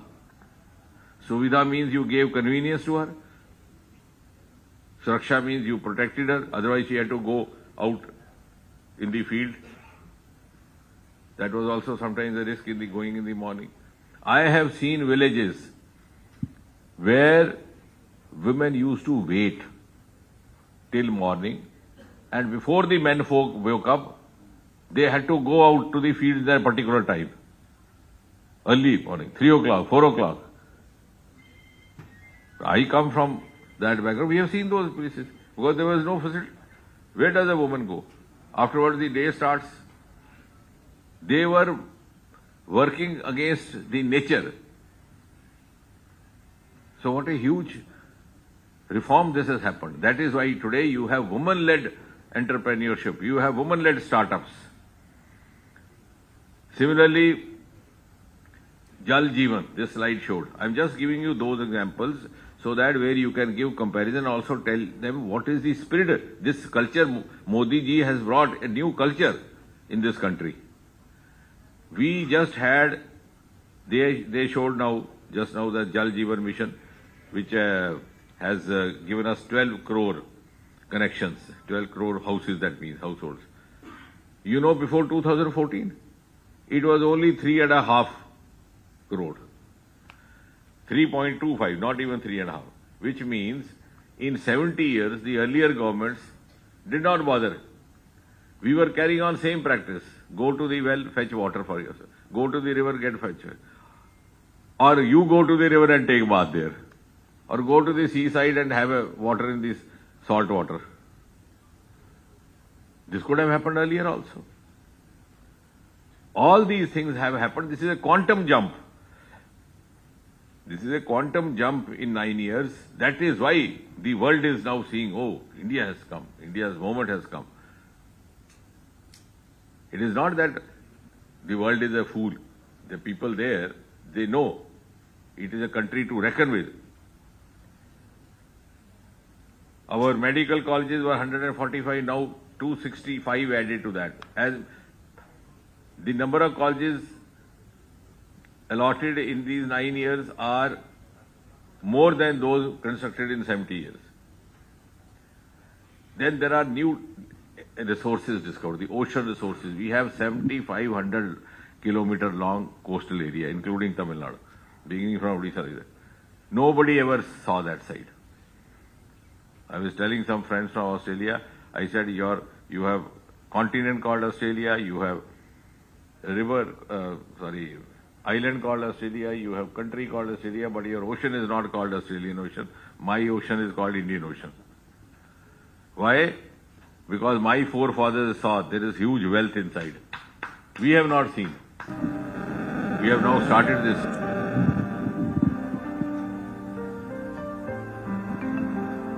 பத்திரிகை நண்பர்களுக்கு மறுபடியும் எங்களுடைய அன்பார்ந்த காலை வணக்கத்தை தெரிவித்து, நம்முடைய அரசு, பாரத பிரதமர் நரேந்திர மோடி ஐயா அவருடைய அரசு 9 ஆண்டுகளை வெற்றிகரமாக கடந்து 10வது ஆண்டில் அடியெடுத்து வைக்கின்றோம். மே 27, 2014 இந்தியாவுடைய பிரதம மந்திரியாக பொறுப்பேற்று அன்றிலிருந்து அவருடைய பணி நாட்டில் இருக்கக்கூடிய மூலை முடுக்கில் இருக்கக்கூடிய அனைத்து மக்களுக்கும் கூட ஒரு முன்னேற்றத்தை கொடுக்கக்கூடிய ஆட்சியாக இந்த 9 வருட காலம் ஆடியிருக்கிறது. 10வது ஆண்டு காலம் கூட அப்படித்தான் இருக்கும், வருகின்ற காலமும் அப்படி இருக்கும் என்கின்ற நம்பிக்கை எங்களுக்கு இருக்கிறது. அதனால் இந்த 9 ஆண்டு காலம் நம்முடைய நல்லாட்சியை வருகின்ற 1 மாத காலம் முழுவதுமே தமிழகத்தில் பாரதிய ஜனதா கட்சி, இந்தியாவில் பாரதிய ஜனதா கட்சி அனைத்து இடத்திலும் கூட பல முக்கியமான நிகழ்ச்சிகள் மூலமாக நாங்கள் இதை கொண்டாட இருக்கின்றோம், மக்களிடம் எடுத்துச் செல்கின்றோம். இந்த நிகழ்ச்சியினுடைய ஆரம்ப கட்ட நிகழ்ச்சியாக பத்திரிகையாளர் சந்திப்பு சென்னையில் நடந்து கொண்டிருக்கிறது. அதற்கு நம்முடைய அகில இந்திய பாரதிய ஜனதா கட்சி அங்கே இருந்து நம்முடைய மினிஸ்டர் டாக்டர் ஜிதேந்திர சிங் அவர்களை தமிழகத்திற்கு இன்று அனுப்பி வைத்திருக்கின்றார்கள். டாக்டர் ஜிதேந்திர சிங் அவர்களுக்கு அறிமுகம் தேவையில்லை, காரணம் அவர் ஒரு மருத்துவர். அவருடைய மருத்துவ படிப்பு சென்னையில இங்கேதான் படித்தார். சென்னையிலே மருத்துவ படித்த பிறகு ஜம்மு அண்ட் காஷ்மீர்ல ஒரு ப்ரொஃபஸராக அங்கே இருந்து அதன் பிறகு நம்முடைய கட்சியில இணைந்து பணியாற்றி படிப்படியாக முக்கியமான பொறுப்புகளை அலங்கரித்துக் கொண்டிருக்கின்றார்கள். He is the Minister of State Independent Charge for Ministry of Science and Technology, Minister of State for Prime Minister's Office, Personal Public Grievance and Pension, Department of Atomic Energy, Department of Space. பல முக்கியமான துறைகளை கையில் வைத்திருப்பவர். நம்முடைய பாரத பிரதமரை மிக அருகில் இருந்து பார்க்கக்கூடிய அமைச்சர்களே மிக முக்கியமான ஒரு அமைச்சர். தமிழ்நாட்டின் மீது, நம்முடைய தமிழ் கலாச்சாரத்தின் மீது அதிக பற்று இருக்கக்கூடிய ஒரு மனிதர். இங்க வரும்பொழுதெல்லாம் எந்த கடையில் தோசை, நல்ல தோசை கிடைக்கும், நல்ல இட்லி கிடைக்கும் என்று பார்த்து பார்த்து நம்முடைய தமிழக உணர்வுகளை பார்த்து வரக்கூடிய ஒரு மனிதர். அப்படிப்பட்ட ஒருவர் என்று 9 ஆண்டுகள் இந்த அற்புதமான நிகழ்ச்சிக்கு நீங்கள் வந்திருப்பது எங்கள் அனைவருக்கும் கூட பெருமை. அதே போல மேடையில நம்முடைய சட்டமன்ற குழு தலைவர், மாநிலத்தினுடைய மிக முக்கியமான ஒரு தலைவர், திருநெல்வேலியினுடைய எம்எல்ஏ அண்ணன் நயினார் நாகேந்திரன் அவர்கள் இங்கு இருக்கின்றார்கள். நம்முடைய அனைத்து துணைத் தலைவர்களும் கூட இங்கு இருக்கின்றார்கள். நம்முடைய செயலாளர்கள் இங்கு இருக்கின்றார்கள், அணிப்பிரிவினுடைய தலைவர்கள் இருக்கின்றார்கள், மாவட்ட தலைவர்கள் இருக்கின்றார்கள், அமைப்பு செயலாளர், பொதுச் செயலாளர் அண்ணன் கேசவநாயம்ஜி அவர்கள் இங்கு இருக்கின்றார்கள். இந்த மீடியா, இந்த செல்லினுடைய பொறுப்பாளராக இருக்கக்கூடிய ஸ்ரீரங்கா அவர்கள் இருக்கின்றார்கள். இதனை ஒருங்கிணைக்கக்கூடிய மாநிலத்தினுடைய துணைத் தலைவர் அண்ணன் நாராயண திருப்பதி அவர்கள் இங்கு இருக்கின்றார்கள். பத்திரிகை நண்பர்களுக்கு ஒரு சிறிய காணொலியை நீங்க பார்த்தீங்க. நம்ம நாட்டினுடைய முன்னேற்றம், நாட்டினுடைய மாற்றம் கலாச்சாரத்தின் அடிப்படையில் எப்படி நடந்திருக்கிறது என்பதை ஒரு 3 நிமிட காணொலியாக பார்த்தோம். இது முடிந்த பிறகு ஒரு சின்ன ஒரு பவர் பாயிண்ட் பிரசன்டேஷன் இருக்கு. அந்த பவர் பாயிண்ட் பிரசன்டேஷன்ல மிக சுருக்கமாக இந்த நாடு 9 ஆண்டு காலத்துல எப்படி நாம் நாட்டை உள்கட்டமைப்பிலிருந்து அனைத்து விதமான துறையிலே அடிப்படையிலே மாற்றத்தை ஏற்படுத்தி இருக்கின்றோம் என்று சொல்வதற்காக இந்த பவர் பாயிண்ட். இது முடித்த பிறகு இது அனைத்தும் ஒரு பத்திரிகை நோட்டாக உங்களுக்கு தமிழில் வந்து சேரும். 2 மணிக்குள்ள உங்களுக்கு கொடுத்துறோம். பட் என்னுடைய வேலை இப்ப இந்த பவர் பாயிண்ட் பிரசன்டேஷன் உங்கள் முன்னால் வைப்பது. அது ஒரு ஸ்லைடாக போகும்பொழுது நான் பேசிக்கொண்டே இருக்கின்றேன். அதற்கு பிறகு அமைச்சர் அவர்கள் உங்களிடம் உரையாற்றுவார். அதனால முதல் ஸ்லைட்ல இருந்து ஆரம்பிங்கண்ணா. நமக்கு தெரியும் 2004 2014 the last decade of India's developmental journey என்று சொல்லுவோம். உலக பொருளாதார நாடுகள் அனைத்துமே வளர்ச்சி பாதையில் இருந்த பொழுது, குறிப்பாக UPA 1, UPA 2 இந்தியாவிலே எங்கேயும் பார்க்காத அளவுக்கு மிக அதிகமாக ஊழல் குற்றச்சாட்டுகள், முன்னேற வேண்டிய நாட்டை அரசியல் காரணக்காக பின்னோக்கி வைத்திருந்தார். 2014க்கு பிறகு நம்முடைய நாட்டினுடைய உண்மையான சக்தியை நாம் பார்த்துக் கொண்டிருக்கின்றோம். 9 ஆண்டு காலத்தில் அதை நம்ம பிரதமர் அவர்கள் சொல்லுகின்றார்கள். முதலாக நம்முடைய நாட்டில் ஒரு புவர் என்கின்ற ஒரு வார்த்தையை நம்ம மாற்றி இருக்கின்றோம். ஒரு ஏழை மக்களால் எதுவும் செய்ய முடியாது, அவர்களால் நாட்டினுடைய வளர்ச்சிக்கு பிரயோஜனம் இல்லை என்கின்ற ஒரு காலகட்டம் காங்கிரசினுடைய மனதில் இருந்தது. அதெல்லாம் உடைத்து நாட்டில் இருக்கக்கூடிய அனைவரையும் கூட நம்ம நாட்டினுடைய முன்னேற்ற பாதையில் அழைத்துக் கொண்டு வந்திருக்கின்றோம். இது தொடர்ச்சியாக நம்ம ஒரு துறையில கூட நம்ம பார்க்கலாம். ராஜீவ்காந்தி அவர்கள் பிரதமராக இருந்த பொழுது ஒரிசால ஒரு இடத்துல சொன்னாங்க, டெல்லியிலிருந்து நம்ம 100 ரூபாய் அனுப்பி வைக்கிறோம் அப்படின்னா அது கடைக்கோடி மாநிலத்தில் இருக்கக்கூடிய கடைக்கோடி மனிதனுக்கு செல்லும் பொழுது 85 ரூபாய் எங்கேயோ காணாம போயிருது. 85% காணாம போயிருது. வெறும் 15% பணம் மட்டும்தான் அங்கே சென்று சேருகிறது என்று சொன்னார்கள். ஆனா இன்னைக்கு நாம் பார்க்கும் பொழுது டெல்லியிலிருந்து, மத்திய அரசிலிருந்து 100 ரூபாய் அனுப்பி வைத்தால் தமிழ்நாட்டில் இருக்கக்கூடிய கடைக்கோடி கிராமத்தில் இருக்கக்கூடிய நம்முடைய சகோதரனுக்கு முழுவதுமாக அந்த 100 ரூபாய் வருது. 100% எந்தவித லீக்கேஜும் இல்லாமல் ஒரு மத்திய அரசினுடைய திட்டத்தை நம்மால் செய்ய முடிகிறது. இது இந்திய வளர்ச்சி பாதையிலே மிகப்பெரிய ஒரு மாற்றம். இது அதுதான் குறிப்பாக முன்னாடி ஸ்லைட் போங்கண்ணா, சொன்னதுக்கு அப்புறம் மாத்துக்கண்ணா, முன்னாடி ஸ்லைட் போங்க. குறிப்பாக நமக்கு ரொம்ப பெருமையான ஒரு விஷயம் என்னவென்றால், இந்த கொரோனாவை எப்படி அடிப்படையில் நாம் கையாண்டோம் என்று. கொரோனா வந்த புதிதிலே உலக நாடுகள் அனைத்தும் கூட தயாராக இருப்பதாக சொன்னார்கள். அமெரிக்கா தயார் என்று சொன்னார்கள், ஐரோப்பிய நாடுகள் தயார் என்று சொன்னார்கள். ஆனால் இந்த கொரோனா காலகட்டத்தை சரியான கையாண்ட ஒரே நாடு நம்முடைய தாய்நாடு இந்திய திருநாடு மட்டும்தான். அமெரிக்காவில் இன்னைக்கும் நம்ம பார்த்தோம்னா பெருமில்லியன் டெத் கம்பேர் பண்ணி பார்க்கும் பொழுது, யூரோப்ல பெருமில்லியன் டெத் கம்பேர் பண்ணி பார்க்கும் பொழுது பாப்புலேஷனுக்கு இந்தியாவை விட பல மடங்கு இருக்கிறது. அது குறிப்பாக நம்முடைய பிரதமருடைய தொலைநோக்கு பார்வை அனைத்தும் நம்முடைய மேக் இன் இந்தியா, ஆத்ம நிர்பார் பாரத், சுயசார்பு இந்தியா, அதன் அடிப்படையில் இந்த கொரோனாவை கையாண்டு இருக்கின்றோம். இன்னைக்கு நம்ம கிட்டத்தட்ட 220 கோடி டோஸ் இந்தியாவில் இருக்கக்கூடிய அனைத்து பிரஜைகளுக்கும் அளித்திருக்கின்றோம். அதுவும் அந்த டோஸ் என்பது யாருகிட்டையும் போய் கையெழுத்து வாங்க வேண்டியதில்லை. நம்முடைய வீட்டு வாசலுக்கு, வீட்டுக்கு அருகில் இருக்கக்கூடிய பிரைமரி ஹெல்த் சென்டருக்கு அனுப்பி இந்தியாவில் ஒரு பெரிய கொரோனா காலகட்டத்தில் ஒரு பெரிய ஒரு சேவையை செய்திருக்கின்றோம் என்றால் நம்முடைய அரசு, நம்முடைய பாரத பிரதமர் நரேந்திர மோடி அவர்கள் செய்திருக்கின்றார். அதனால்தான் அங்க நீங்க பாத்தீங்கன்னா தெரியும், எந்தவித டிஸ்பாரிட்டியும் இல்லாமல் அனைவரையும் சமமாக மதித்து, விஐபி கல்ச்சர் இல்லாம, குறிப்பாக முன்கள பணியாளர்களுக்கு முக்கியத்துவம் கொடுத்து, வயதானவர்களுக்கு முக்கியத்துவம் கொடுத்து, அந்த அடிப்படையில தான் நடந்தது. யாருமே எங்கேயும் குற்றம் சுமத்த முடியாது. நான் கியூவை பைபாஸ் பண்ண, விஐபி கலாச்சாரத்துல முதல்லயே போய் நான் டோஸ் போட்டுக்கிட்டேன். இன்னைக்கு 220 கோடி டோஸ் நம்ம போட்டிருக்கோம். கொரோனா இல்லாத ஒரு நாடாக நம்முடைய தாய்நாட்டை நாம் மாற்றியிருக்கின்றோம். இது ஒரு பெரிய சாதனையாக நாம் அனைவரும் கூட பார்க்கின்றோம். குறிப்பாக 2014க்கு பிறகு நம்முடைய ஏழை மக்கள் என்கின்ற ஒரு வார்த்தையை பயன்படுத்தினோம். India is a land of rich, at the same time India never cared about poor என்கின்ற ஒரு மேலை நாட்டினுடைய வாசகத்தை உடைத்து நம்முடைய பாரத பிரதமர் அவர்கள் இன்னைக்கு 3.5 கோடி வீடுகளை கட்டி கொடுத்திருக்காங்க. 3.5 கோடி வீடுல 3.5 கோடி குடும்பம் இருக்கின்றார்கள். இந்த 9 ஆண்டுகள்ல இந்த 3.5 கோடி குடும்பம் என்பது சராசரியா நீங்க பாத்தீங்கன்னா 10 கோடி பேருக்கு மேல அந்த வீட்டுல வசிக்கிறாங்க. முதல் முறையாக அவர்களுடைய காலகட்டத்தில், அவர்களுடைய பரம்பரையில முதல் முறையாக ஒரு பக்கா கான்கிரீட் வீட்டை அவங்க பாக்குறாங்க. அந்த வீடு அவர்களுக்கு பெரிய மகிழ்ச்சியை கொடுத்திருக்கிறது. எல்லாவற்றையும் தாண்டி அவங்களுக்கு ஒரு டிக்னிட்டி, செல்ஃப் எஸ்டீம் அந்த வீடு கொடுத்திருக்கு. இது ஏழைகளுக்காக நம்முடைய அரசு தொடர்ந்து இருப்பது என்பதற்காகத்தான் இந்த கொண்டாட்டமே நாம் என்ன சொல்லுகின்றோம் என்றால், சேவா, சுசாசன் அண்ட் கரீப் கல்யாண் என்று சொல்லுகின்றோம். சேவை, நல்லாட்சி, ஏழைகளுக்கான அரசு, இது மூன்றையும் மையமாக வைத்துத்தான் இந்த ஒரு மாத காலம் இந்தியா முழுவதுமே, தமிழகம் உட்பட நம்முடைய எல்லா புரோகிராமுமே இருக்கும். 2014 பிரதமர் கண் முன்னால் வந்த மிகப்பெரிய சேலஞ்சு அனைவருக்கும் சுகாதாரத்தை கொண்டு வர வேண்டும் என்று. ஸ்வச் பாரத் மிஷன் 1 அது முடிந்து இப்ப ஸ்வச் பாரத் மிஷன் 2 இருக்கும். சுதந்திரத்திற்கு பிறகு 1947 இருந்து 2014 வரை மொத்தமாக கட்டப்பட்ட டாய்லெட் என்பது 6.5 கோடி டாய்லெட், 6 கோடியே 54 லட்சம் டாய்லெட் கட்டியிருந்தாங்க. ஆனா 2014 இருந்து 9 ஆண்டுகள்ல 11 கோடியே 72 லட்சம் டாய்லெட் நம்ம கட்டியிருக்கோம். முதலாக அவர்களுக்கு அந்த கண்ணியம் கொடுத்திருக்கோம், டிக்னிட்டி கொடுத்திருக்கோம். இதற்கு முன்பு நம்ம பத்திரிகை நண்பர்கள் உங்க செய்தியிலேயே பார்ப்போம், ஊருக்கு ஒதுக்குப்புறத்திலே காலையிலே 4 மணிக்கு ஒதுங்கிய இளம்பெண்ணை கற்பழித்தார்கள் என்கின்ற நியூஸ் எல்லாம் 2010க்கு முன்னாடி பேப்பர்ல சாதாரணமா வரும். இன்னைக்கு அதை போன்று எதுவும் இல்லை என்றால், பிரதமர் அவர்கள் தொலைநோக்கு பார்வையிலே 11 கோடி 72 லட்சம் டாய்லெட் கட்டியிருக்காங்க. தமிழகத்தில் 55 லட்சம் கழிப்பறைகள் நாம் கட்டியிருக்கின்றோம். அதை நம்ம குறிப்பாக இன்று பார்க்கும் பொழுது சகோதரர்களே, 2014 இது ரொம்ப முக்கியமான ஒரு டேட்டா. 2014 அவருக்கு ஒரு சேர் போடுங்க முன்னாடி. 2014 பிரதமர் அவர்கள் ஆட்சிக்கு வந்த பொழுது கிராமப்புறத்துல மொத்தமாக 39% கிராமப்புற வீட்டுல மட்டும்தான் கழிப்பறை வசதி இருந்துச்சு. only 39% of rural household at toilet. இன்னைக்கு அந்த டேட்டாவை நீங்க பார்க்கலாம். 9 ஆண்டுகள்ல அது 100 என்பதை நம்முடைய காலகட்டத்தில் பார்க்கிறோம். நம்முடைய காலகட்டத்தில் 100% என்பதை நம்ம அச்சீவ் பண்ணிருக்கோம். 100% கிராமப்புறத்துல நம்ம டாய்லெட் கட்டி கொடுத்திருக்கோம். பிரதமருடைய மற்றும் ஒரு பெரிய கனவு, ஒரு குடும்பத்திற்கும் கூட குடிதண்ணீர் என்பது பைப்ல வரணும், சுகாதாரமான முறையில் குடிதண்ணீர் வர வேண்டும் என்பது பிரதமருடைய கனவு. இது பிரதமருடைய கனவு மட்டுமல்ல, கர்மவீரர் காமராஜர் ஐயாவுடைய கனவு. அவருடைய இல்லத்திற்கு மட்டும் குடிதண்ணீர் பைப்ல வரக்கூடாது என்பதை தாயிடம் வலியுறுத்தி அந்த பைப்பை பிடுங்கி வெளியே எரிஞ்சாரு கர்மவீரர் காமராஜர் ஐயா.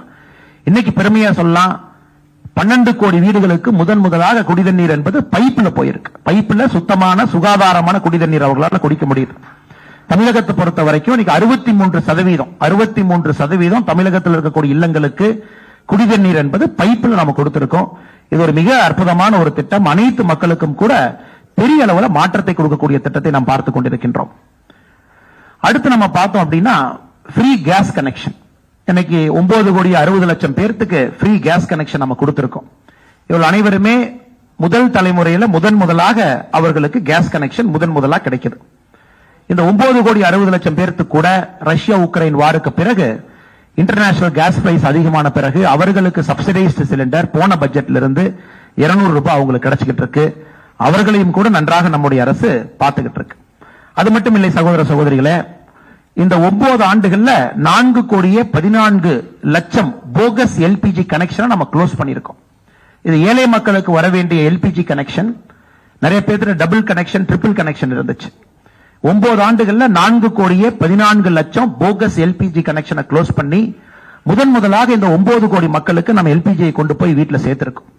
வருகின்ற காலம் பதில் சொல்லும். அவர்களுக்கு வரக்கூடிய நோய்கள், விறகடுப்பு சமையல் மூலமாக வரக்கூடிய நோய்கள் அனைத்தும் கூட அவர்களுக்கு எஃப்ஐஆர்ல அரெஸ்ட் பண்ண மாட்டாங்க. அது இன்வெஸ்டிகேஷன் ப்ராசஸ்ல, உதாரணத்துக்கு சிபிஐ எடுத்தீங்கன்னா சார்ஜ் ஷீட் போடும்போது அரெஸ்டே பண்ணுவாங்க. தமிழ்நாட்டில் 2G ஸ்கேம் உட்பட யாரையும் சிபிஐ முதல் தகவல் அறிக்கை பதிவு பண்ண உடனே அரெஸ்ட் பண்ண. உதாரணத்துக்கு என்னையும் பாத்தீங்கன்னா, நான் இன்னைக்கு திமுக அமைச்சர்கள் மீது பல ஊழல் குற்றச்சாட்டுகளை வச்சிருக்கேன். ஆனா நான் மைக் எடுத்தீங்களா, நான் ஊழல் குற்றச்சாட்டு வச்சுட்டேன், நானும் ஒரு பெரிய ஆள் தான், நானும் இந்த நாட்டில் முக்கியமான பிரச்சனை, ஊழல் குற்றச்சாட்டுக்கு வச்சதுக்காக நீங்க ஒரு அரெஸ்ட் பண்ணா தான் அண்ணாமலை பேசுவான்னா, நாளைக்கு உங்களுக்கும் பாதுகாப்பு இருக்காது, எனக்கும் பாதுகாப்பு இருக்காது. வைக்கக்கூடிய குற்றச்சாட்டை யாரும் மறுக்கவில்லை. சுப்ரீம் கோர்ட்டில் இருந்து அதுக்கு ஒரு கமிட்டி போட்டிருக்காங்க. அது டெல்லி ஹைகோர்ட்லயும் ரிட் பெட்டிஷன் அதுக்கு ஒரு கமிட்டி போட்டிருக்காங்க. குற்றச்சாட்டை யாரும் மறுக்கல. ஆனா என்னுடைய முதல் கண்டிஷன் அரெஸ்ட் பண்ணாதான் நான் பேசுவேன் சொல்லுகின்ற கருத்தை யாரும் ஏற்றுக்கொள்ள முடியாதுங்க. அவங்க 7 அம்ச டிமாண்ட கொடுத்திருக்காங்க. 7 பாயிண்ட் டிமாண்ட். 7 பாயிண்ட் டிமாண்ட்ல முதல் டிமாண்டே அந்த பர்டிகுலர் மனுஷனை நீங்க அரெஸ்ட் பண்ணாதான் அடுத்த 6 டிமாண்டும் பேசுவோம் என்று சொல்வதை ஏற்றுக்கொள்ள முடியாது. இதே வீராங்கனைய இத்தனை காலமாக யாரும் கௌரவம் கொடுக்காதப்ப பிரதமர் அவர்கள் தன்னுடைய இல்லத்திற்கு அழைத்து அவர்களுக்கு மரியாதை கொடுத்து அந்த சகோதரியை பாராட்டி இந்தியாவிற்கு பெருமை சேர்த்ததற்காக நாட்டு மக்களுக்கு முன்னாடி நம்ம பிரதமர் தான் பாராட்டினார். அதனால இதுல ஒரு சட்ட திட்டத்துக்கு உட்பட்டு தான் நீங்கள் நான் இருக்கணும். ஏன்னா நாளைக்கு இதே பிரச்சனை, ஒருத்தர் பிரஷர் போடுறாங்க, ஜந்தர் மந்தர்ல பிரஷர் போடுறாங்க, கப்பஞ்சாயத்து வர்றாங்க, கப்பஞ்சாயத்தினுடைய தலைவர் ஹரியானால இருந்து சப்போர்ட் பண்றாங்க, அவங்களால கூட்டத்தை கூட்ட முடியுதுன்னா என்னாலையும் கூட்டத்தை கூட்ட முடியும். நாளைக்கு இதே பிரச்சனை உங்களுக்கு எனக்கு வரும். நக்கீரன்ல மேல ஒரு ஆர்டிகல் எழுதுறீங்க, நான் நக்கீரன் மேல ஒரு கேஸ் போடுறேன், நான் 10,000 பேர்த்த கொண்டு வந்து நக்கீரன் மேல நிறுத்துங்கிறக்காக நக்கீரன் அரெஸ்ட் பண்ணக்கூடாது. பத்திரிகை சுதந்திரம் சொல்றது புரியுதல்லங்க. அதனால தயவு செஞ்சு அதை கொஞ்சம் டிஃபரன்ஷியேட் பண்ணி பார்க்கணும். நாளைக்கு அந்த சகோதரி ஒரு எவிடன்ஸ் பத்திரிகை முன்னாடி ரிலீஸ் பண்றாங்கன்னா நாங்கள் கடமைப்பட்டு இருக்கின்றோம். டெல்லி போலீஸ் கடமைப்பட்டிருக்கு. எவிடன்ஸ் கொடுக்கல, மியர் அலிகேஷன். அரசு எஃப்ஐஆர் பதிவு பண்ணிட்டாங்க, கமிட்டி போட்டுட்டாங்க, டைம் பவுண்ட் இன்வெஸ்டிகேஷன் பண்றேன்னு சொல்றாங்க. ஆனா நீ அரெஸ்ட் பண்ணாம இந்த இடத்த விட்டு போக மாட்டேன்னு சொல்றது நியாயமா? நீங்களே கேளுங்க ஜெயண்ணா. பிரிட்ஜ் பூஷன் எம்பி அவர்கள் மீது கட்சி சார்ந்த ஏதாவது நடவடிக்கைகள் எடுக்கப்பட்டிருக்கா? அது என்ன ஸ்டேட்டஸ்ல இருக்கு? We will try to confine more to 9 years. அமைச்சர் அவர்கள் சொல்வது, நான் இங்க இருக்கின்றேன், நீங்க இருக்கிறீங்க, எல்லாம் தொடர்ந்து பேசலாம். இன்னைக்கு அமைச்சர் அவர்கள் தினமும் நமக்கு கிடைக்க போறது கிடையாது. 9 ஆண்டுகள் சாதனையை பேசுவதற்காக இங்க இருக்கின்றோம். இது சம்பந்தமாக உங்களுடைய கேள்விகள் அமைச்சர் எதிர்கொள்வதற்கு தயாரா இருக்க. மிச்ச கேள்வி நாங்க இருக்கோம், நாங்க உங்ககிட்ட பேசுறோம். 15 எய்ம்ஸ் கொண்டு வந்ததா சொன்னீங்க. அதுல தமிழகத்துல மதுரையோட எய்ம்ஸ் எப்போ வரும் சார்? அதோட ஸ்டேட்டஸ் என்ன sir? 2026 March. But we will try to get it expedited. Otherwise the target is 2026. But our team and the party is trying to push it little faster. We'll try with that. The state government also has to cooperate in that. பிப்ரவரி வரைக்குமே 23 கோடி ரூபாய் மட்டும்தான் நிதி ஒதுக்கீடு செய்யப்பட்டதா இருக்குது.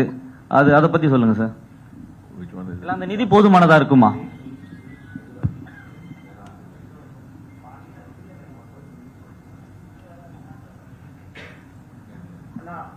நம்முடைய அமைச்சர் அவர்கள் சொல்லுவது, இன்னைக்கு எய்ம்ஸ் மதுரை கட்டி முடிக்கப்பட வேண்டிய தேதி பாராளுமன்றத்தில் நாம் அறிவித்திருப்பது 2026 பிப்ரவரி மார்ச்ல அதை முடிக்கிறோம் நம்ம சொல்லியிருக்கோம்.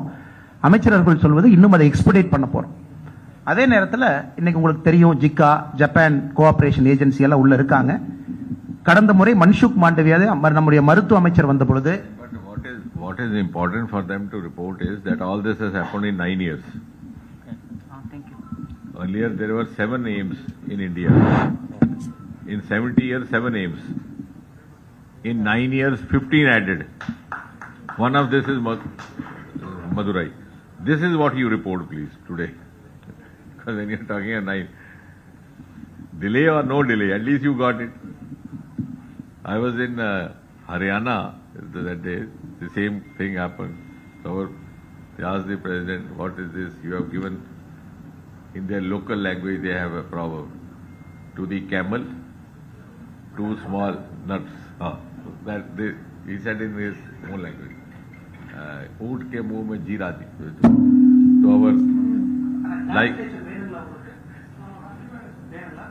So our, our Annamalai ji is dynamic, immediately started explaining, look at this is this. So I intervened, I said, tell him, at least somebody gave something. Earlier nobody was giving. So what we are here to discuss and understand is that 70 years we didn't get this. Now we are getting it. So this is all centrally funded medical colleges, centrally funded aids. This is because Modi ji has given high priority to health sector. Yeah.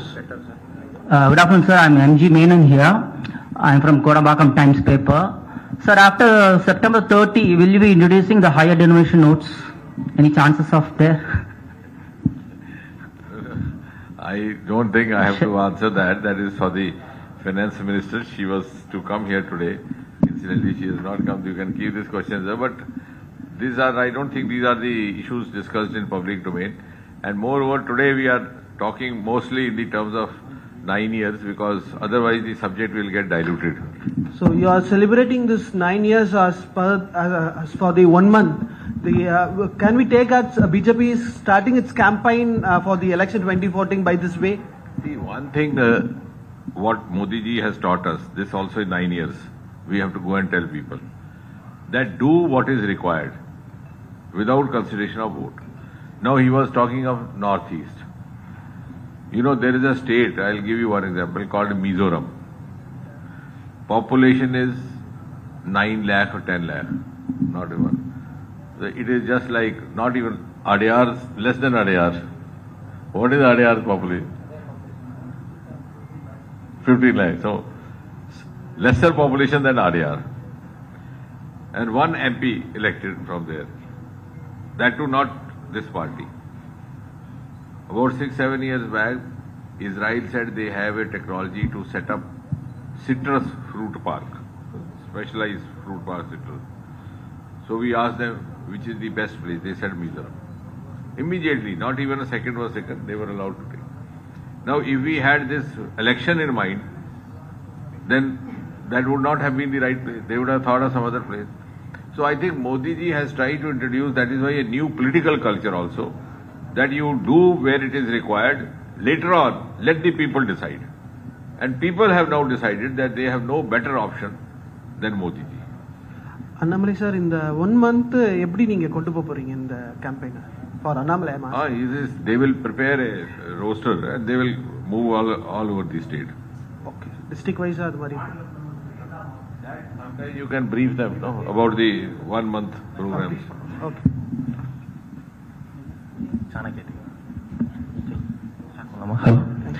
Sir, Senthilkumar from Chanakya TV. Sir, கங்கையை தூய்மைப்படுத்துறதுக்காக சிறப்பு திட்டத்தை செயல்படுத்துறீங்க. அது மாதிரி காவிரியை சுத்தப்படுத்துறதுக்கு தூய்மையான சிறப்பு திட்டம் ஏதாவது செயல்படுத்த போறீங்களா? அப்புறம் ஈரோடு கேன்சர் நோய் அதிகமா இருக்கக்கூடிய அங்க இருக்க மக்களுக்கு அதிகமா கேன்சர் வருது. அதுக்கு ஏதாவது சிறப்பு திட்டம் ஏதாவது செயல்படுத்த போறீங்களா?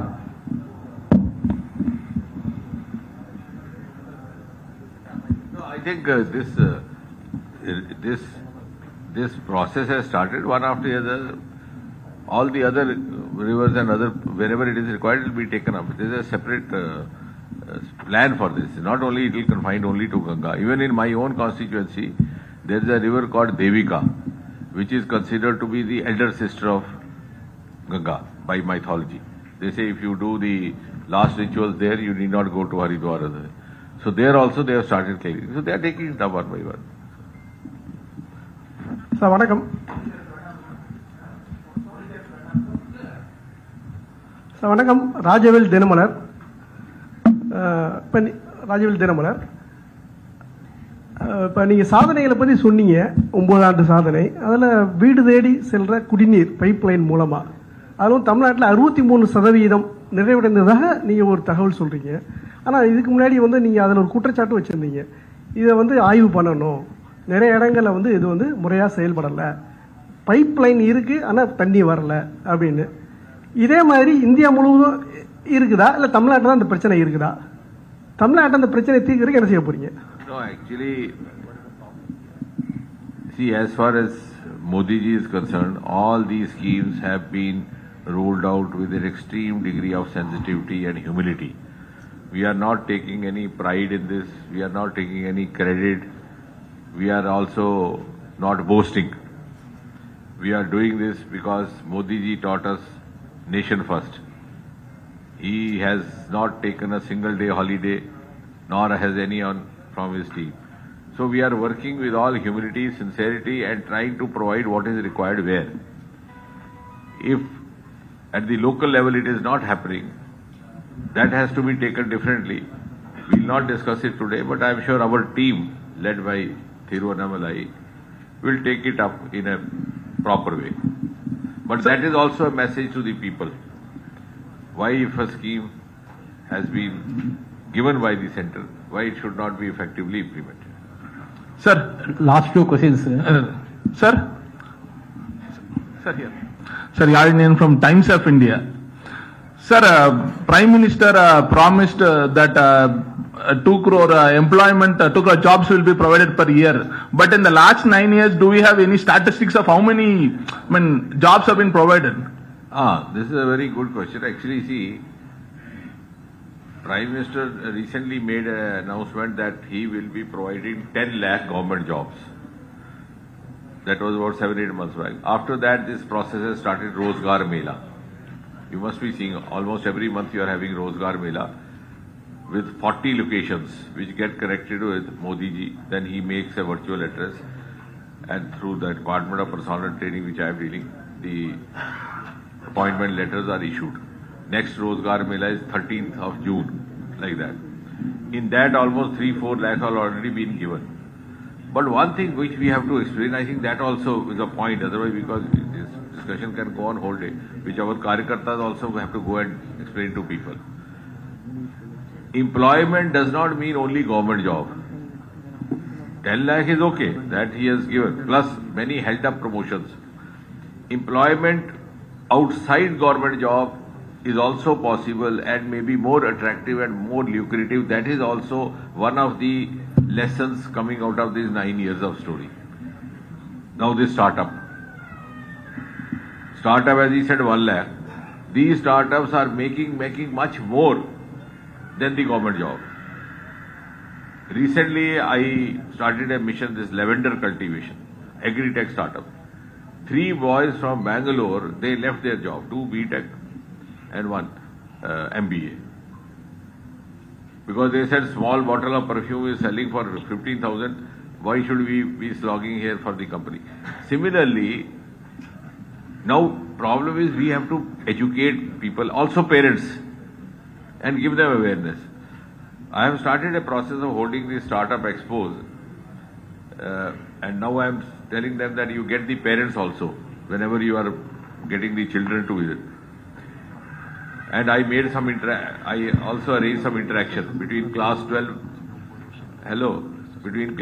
children and who were seeking engineering, who were trying for engineering college, NIT. I made them sit with some young startup boys. There was one startup boy who had done his engineering. He had started he was preparing some AI driven, some gadget. So I asked him, I said, if you had gone for a government job, what would you get? He said, sir, maybe beginning ad hoc junior engineer or something, some 30,000, 18,000 like that. I said, now what are you doing? He said, sir, about 80,000 turnover per month. And because of COVID, it has come down, otherwise 1 lakh. So I told these boys, I said, now you are preparing for engineering. Now you have to go home and think. Where will you use your engineering knowledge? Here or there? So in 9 years, many other options have come up. Now we are having startups even in space in Bangalore, space sector. So that we have to tell people. It is no longer confined only to government jobs.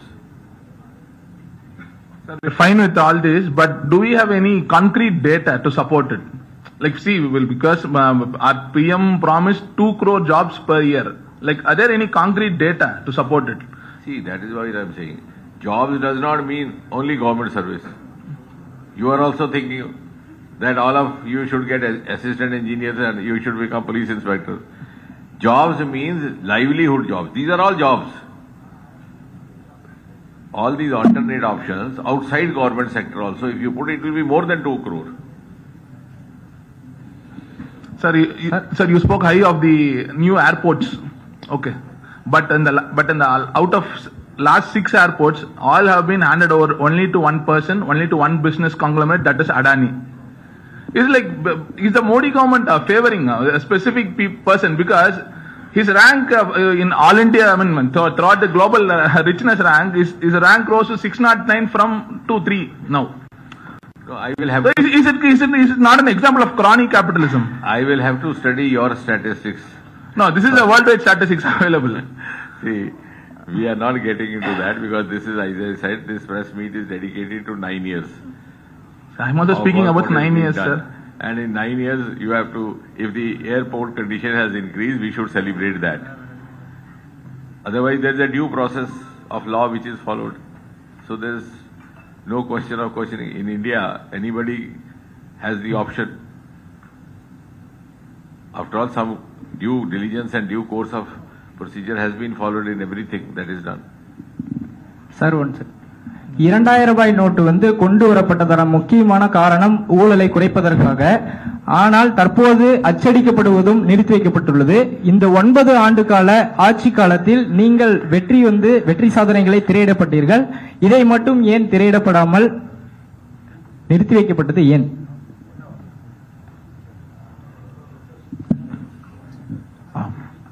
இது கடைசி கேள்வி எடுத்துக்கிட்டு நண்பருடைய கடைசி கேள்வி எடுத்துக்கலாம். நாம எப்போ இங்க தான் இருக்கோம். நம்முடைய பிரஸ் மீட் வேற மாதிரி போகும். இது வந்து அமைச்சர் இருக்கிறனால இது ஒரு மாதிரி போகும். உங்களுக்கு தெரியும், it is systematic press meet. But உங்க எல்லா கேள்விகளுக்கும் நாளைக்கு நாங்க பதில் சொல்றோம். When you have come prepared from home with a subject, the subject here is different. Like you prepare guest paper for exam. You have read that question. Now the question paper is different. You start writing what you have read. So please remember, the subject today is 9 years of the government led by Modi. So don't ask the questions on the subject which you have read and come. Okay அண்ணா, உங்களுடைய எல்லா கேள்விகளுமே அமைச்சரை பொறுத்தவரை இது ஒரு அதிகாரப்பூர்வமான press meet. 9 ஆண்டு மோடிஜியினுடைய சாதனை, ஆட்சியை பத்தி பேசுறோம். மேபி நாளை நம்ம சந்திப்போம் மறுபடியும். உங்களுடைய எல்லா கேள்விகள், நம்ம டைம்ஸ் ஆஃப் இந்தியாவுங்க நீங்க கேட்ட கேள்வி அனைத்தையும் நாங்கள் அதற்கு பதில் சொல்லுகின்றோம். இன்னைக்கு நம்முடைய பிரசன்டேஷன், நம்முடைய டேட்டா, நாங்க உங்கள்கிட்ட அன்பான வைக்கக்கூடிய வேண்டுகோள் என்பது ஒரு ஓப்பன் மைண்ட்ல கம்பேர் பண்ணி பாருங்க. இப்ப இருக்கக்கூடிய டேட்டாவும் அதற்கு முன்பு இருக்கக்கூடிய டேட்டாவும் டூ அ கம்பேரிசன்.